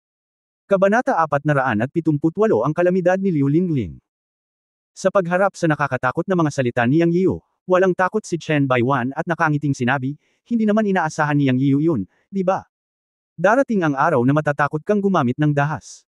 Isa lang ang nasa isip ni Chen Baiwan ngayon, iyon ay, ang mag-antala ng oras, na siya rin ang gawaing ibinigay sa kanya ng babaeng demonyong si Red Buddha. Alam niyang dinadalisay ng babaeng demonyong si Red Buddha ang mga banal na bagay ng mga vampira sa lilang kabaong.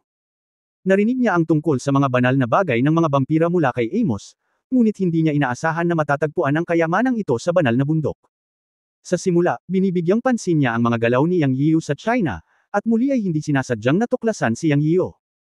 Bilang isang resulta, natuklasan niya ang kaaway ni Yang Yiu, ang babaeng Diablo na si Red Buddha, at naisip na ang kaaway ng kaaway ay isang kaibigan, at pagkatapos ay nakipag-ugnay siya sa babaeng Diablo na si Red Buddha.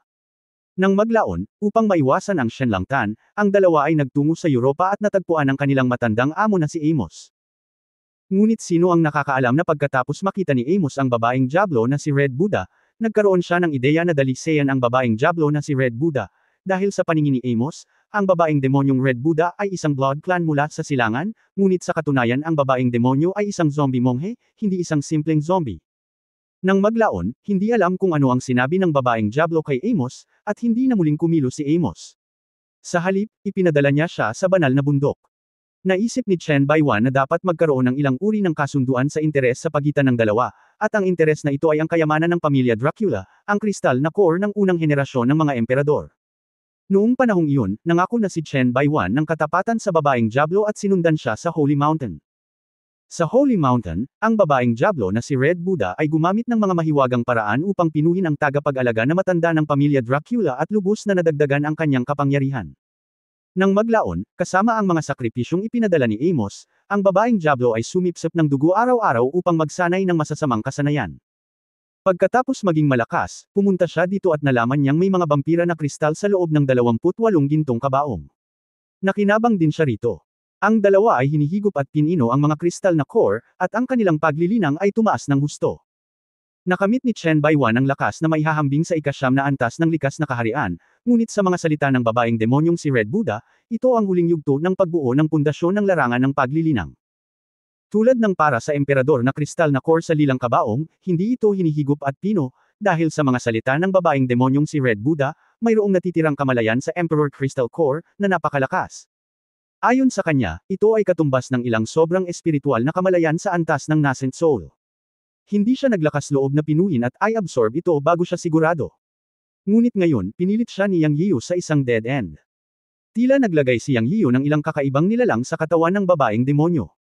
Pagkatapos niyang makatakas pabalik dito, pumasok siya sa lilang kabaong at kumuha ng desperadong panganib na pinuhin at makuha ang kristal na core ng emperador. Ang kanyang gawain ay subukang ipagpaliban si Yang Yiu. Ito ang nangyari ngayon. Para naman kay Liu Lingling, siya ang nagsabi kay Amos na hulihin si Liu Lingling. Sina Chen Baiwan at Yang Yiu ay mortal na magkaaway.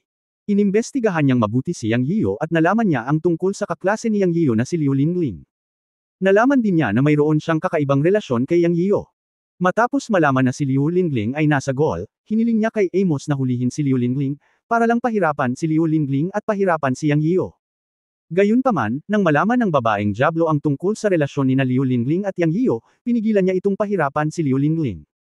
Gayunpaman, sa ikalawang araw pagkatapos ipadala ni Amos si Liu Lingling sa banal na bundok, kinuha ng babaeng Diablo na si Hong Fu si Liu Lingling at humiga sa isang kabaong sa loob ng isang araw at isang gabi, hanggang sa matagpuan nila si Yang Yiu na pumapasok sa kuweba ng yelo. Inisip ni Chen Baiwan na maaaring ginagamit ng babaeng Diablo na si Hong Fu si Liu Lingling bilang isang card para harapin si Yang Yiu sa hinaharap, ngunit hindi niya inaasahan na gagamitin ito ng ganoon kabilis. Kinaikit ni Yang Yiu ang kanyang mga mata at tumingin kay Chen Baiwan, ang kanyang matandang kaaway, at sinabi, Chen Baiwan, nakalimutan ko na ang sama ng loob sa pagitan natin. Masasabi ko pa nga na kaya kitang patawarin sa hinaharap, pero ngayon, galit na galit ka sa akin. Isang huling bagay ang sasabihin ko sa iyo. Hayaan si Liu Lingling at iligtas ang iyong buhay. Ang hangarin na pumatay ni Yang Yiu ay tumataas nang magsalita siya. Hindi niya talaga sineryoso si Chen Baiwan. Malabo rin niyang hinulaan sa kanyang puso na siya ay pumipigil sa oras. Humph, at this time, tinatakot mo pa ba ako? Pinatay mo ang aking kapatid at sinira ang aking pundasyon sa hilagang kanluran. Gusto ko sanang mapunit ka.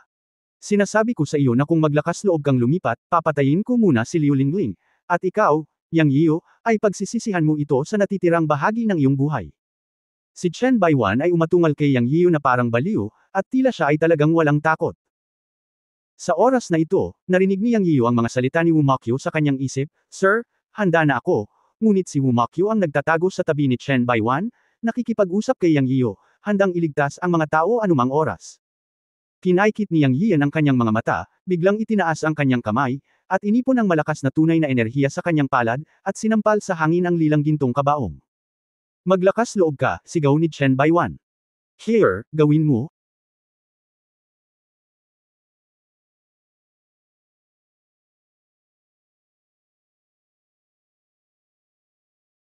Maglakas loob ka, sigaw ni Chen Baiwan. Here, gawin mo, ang sampal na ito ay isang pagkukunwari ni Yang Yian upang makagambala sa atensyon ni Chen Baiwan at hayaan si Wu Mokyo na iligtas ang mga tao. Sinalakay ni Wu Mokyo, na matagal nang pinaghandaan, si Chen Baiwan. Sa sunog sa pamamasyal, naramdaman ni Chen Baiwan na may mali, at determinado siyang sakalin ang leeg ni Liu Lingling. Ngunit sa oras na ito, bigla siyang nakaramdam ng pananakit sa kanyang braso at nawala ng malay. Pagkatapos ay nalaman niyang nabali ang brasong kumukurot sa leeg ni Liu Lingling. Tapos parang nataman siya ng martilyo sa likod, at hindi sinasadyang lumipad palabas ang katawan niya. Nakita ito ni Chen Baiwan mula sa kanyang peripheral vision. Malamig na tiningnan siya ni Yang Yiyo at narinig niyang sinabi ni Yang Yiyo, Chen Baiwan, magiging magkaaway tayo sa kabilang buhay. Puff puff puff. Naramdaman lamang ni Chen Baiwan ang sakit sa kanyang puso, ulo, at sa wakas sa kanyang ibabang tiyan sa dantian. Nawalan siya ng malay at nakita ang isang malaking kaliskis ng gintong isda na lumilipad palabas sa kanyang katawan at bumabalik sa katawan ni Yang Yiyo. Bang! Bumagsak ang katawan ni Chen Baiwan sa lupa. Huminga ng malalim si Yang Yiyo at tumingin sa kanya.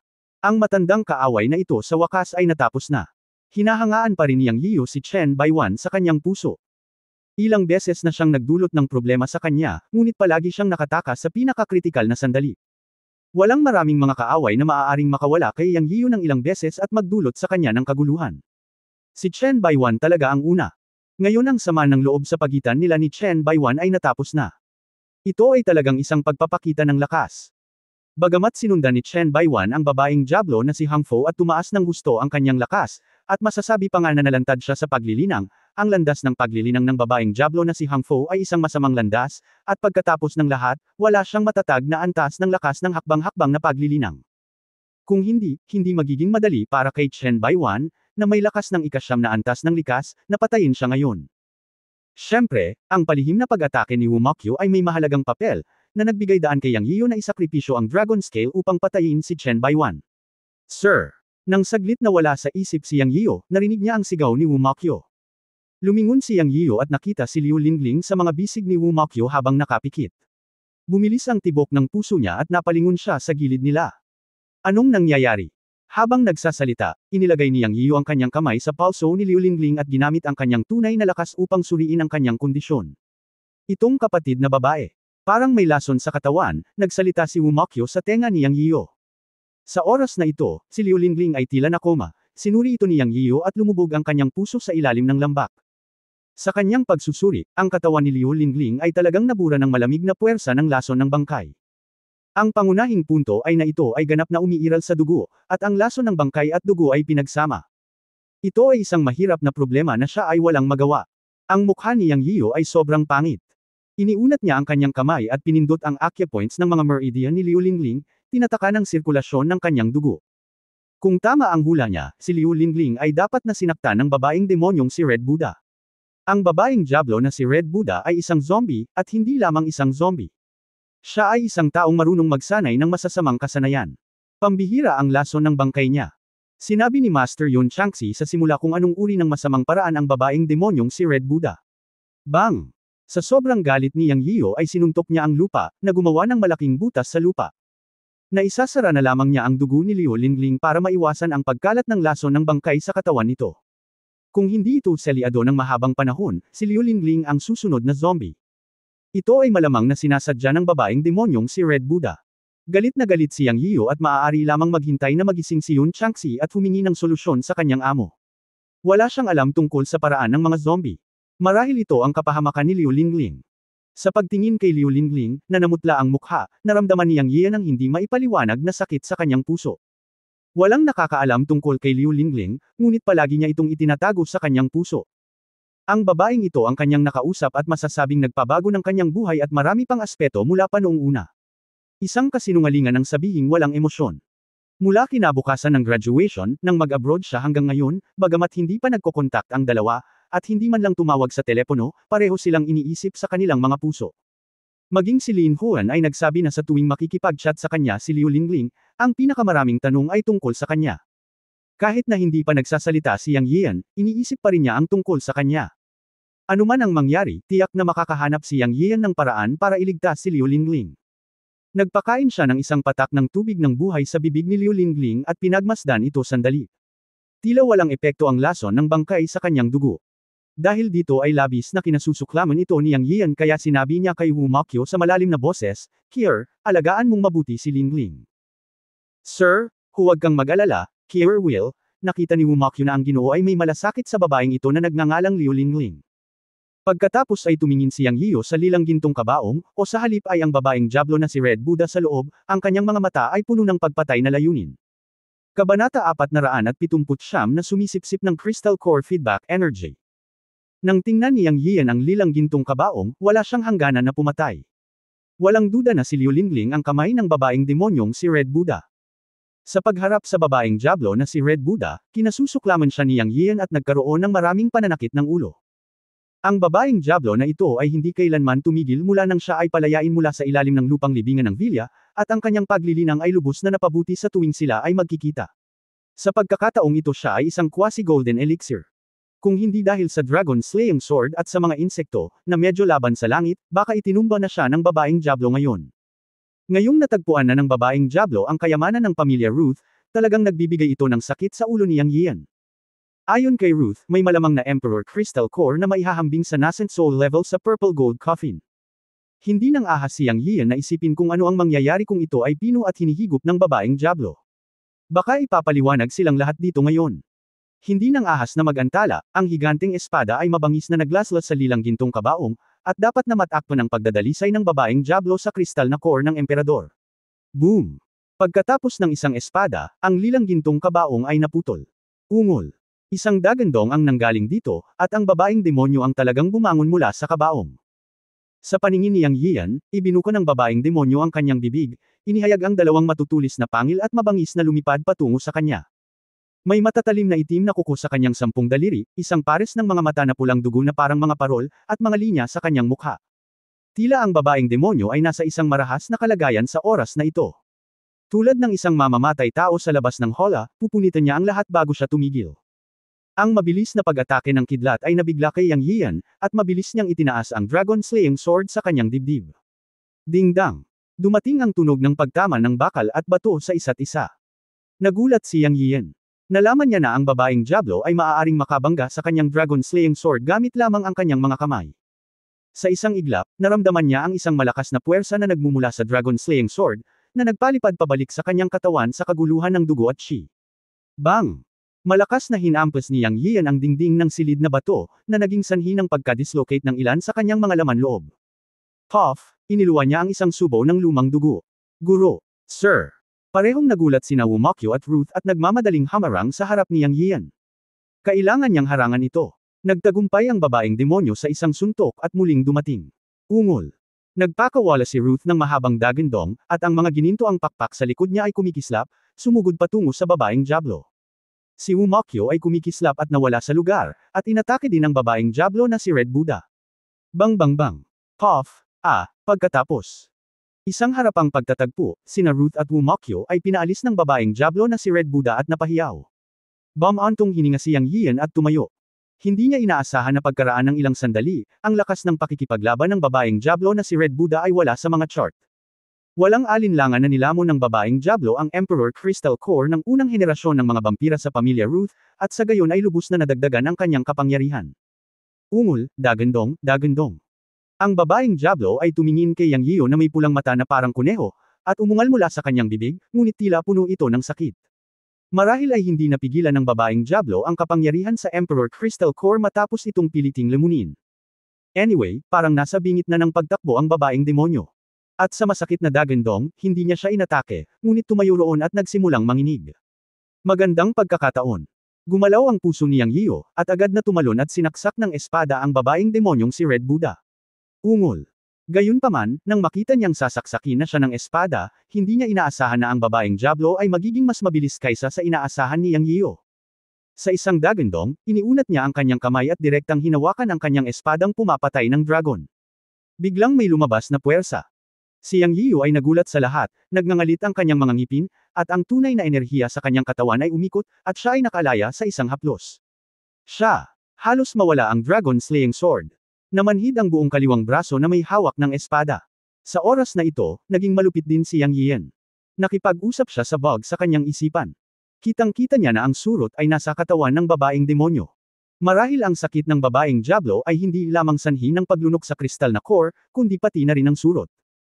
Sa isip niya ay inutusan niya ang surot na lumaban, kung hindi ay hindi na niya kayang talunin ang babaeng demonyo. Ungol.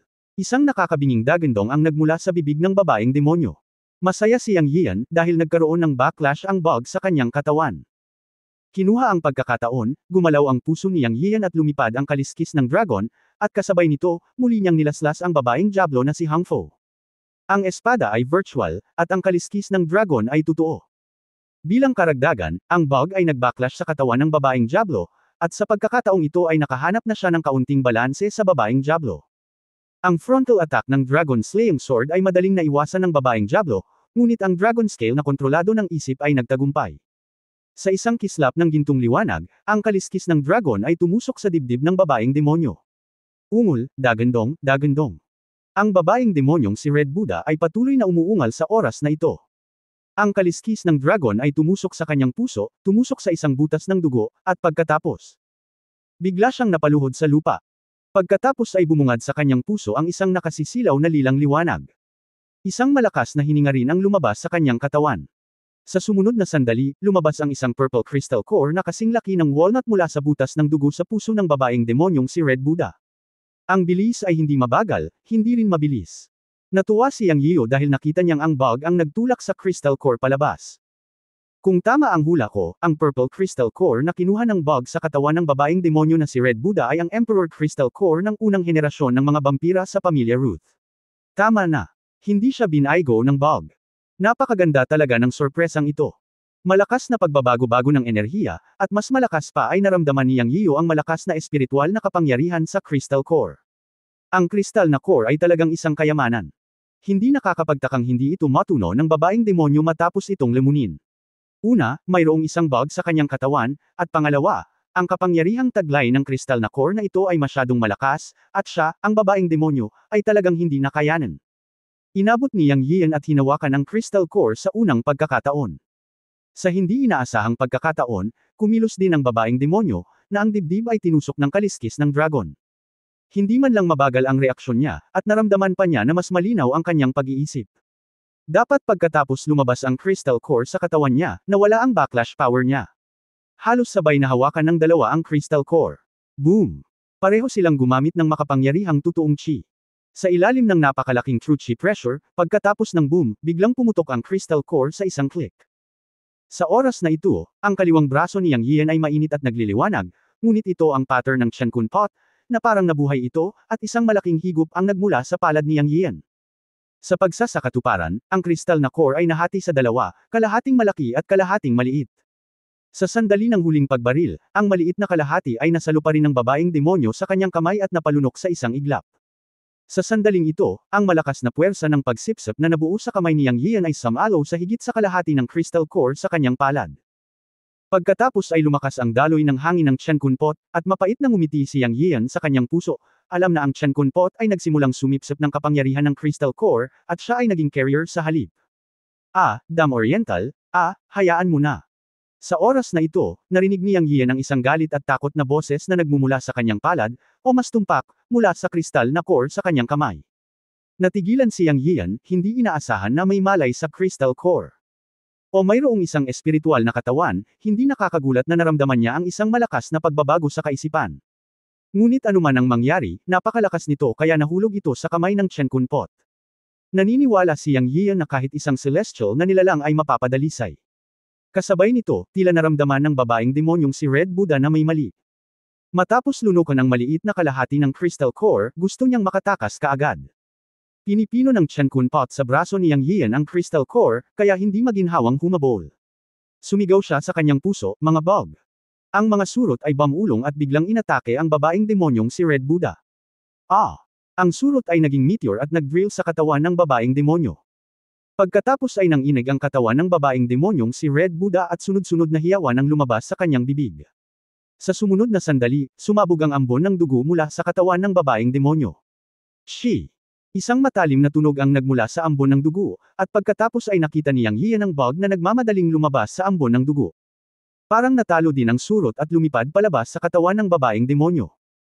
Sa oras na ito, ang ambon ng dugo na binago ng babaeng Diablo na si Red Buddha ay mabilis na lumipad sa kahabaan ng silid na bato, na sinamahan ng mahina at mapang-akit na sumpa ng babaeng Diablo na si Red Buddha. Yang Yiyan, isinumpa kita na mamatay sa masamang kamatayan. Balang araw, hihiwin kita. Pagkatapos ay nawala ang boses sa malayo. Tumakas ang babaeng demonyo, na para bang nagbayad siya ng mabigat na halaga para sa pag-atake ng bug. Sa kasamaang palad, nasa braso ni Yang Yiyo ang Chen Kun Pot at nag-iinit pa rin, kaya hindi niya ito mahabol.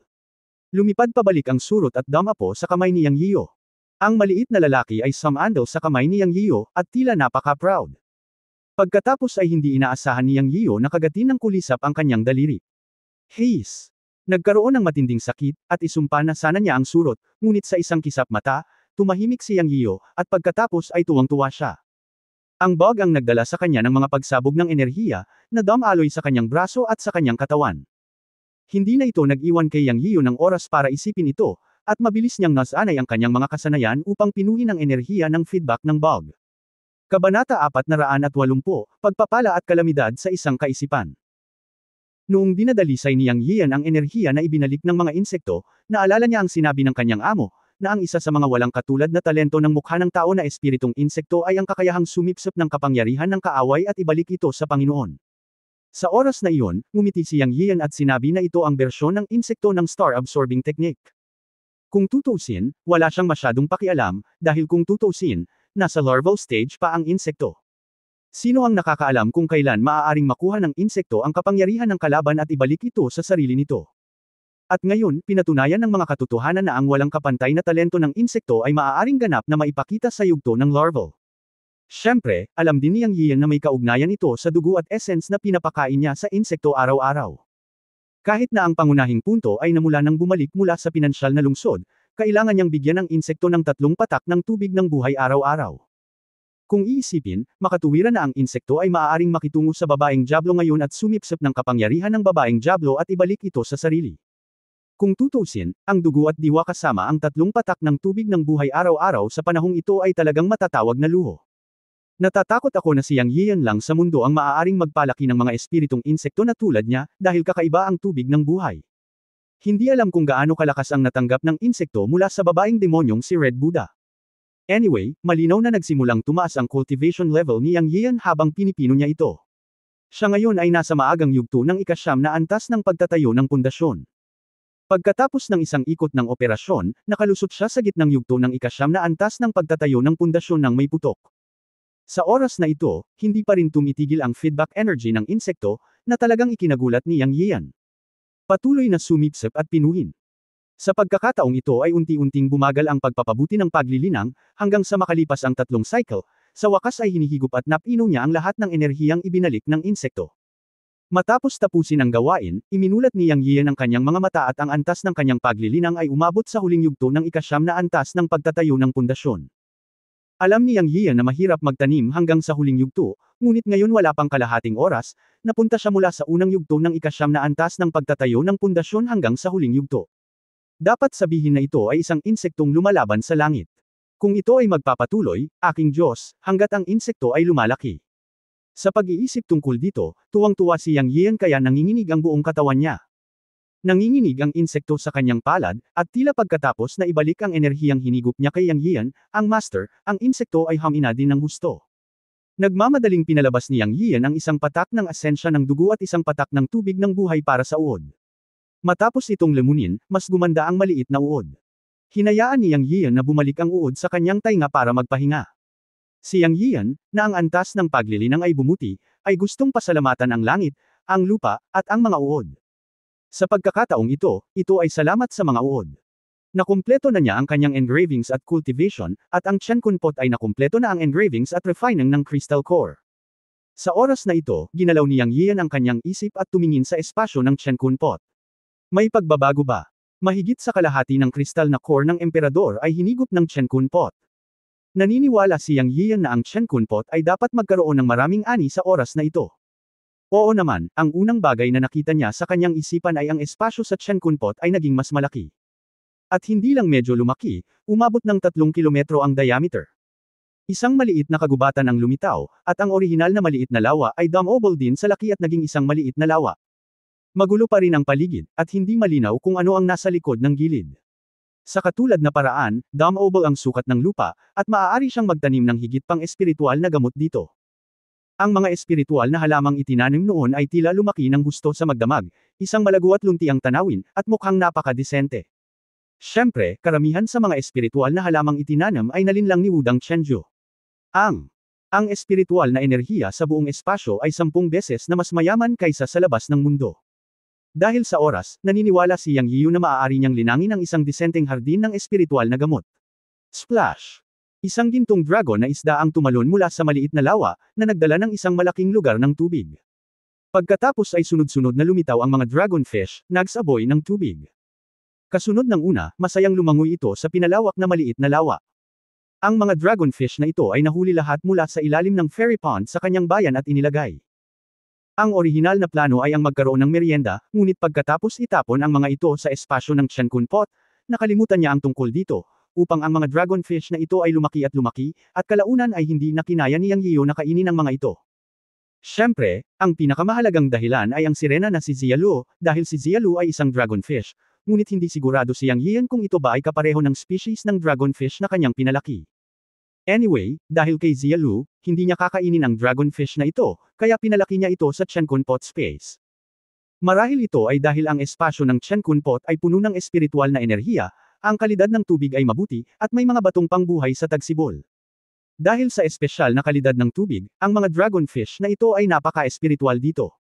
Mabilis silang lumaki, at ngayon ang pinakamaliit na dragonfish ay halos kalahating metro ang haba.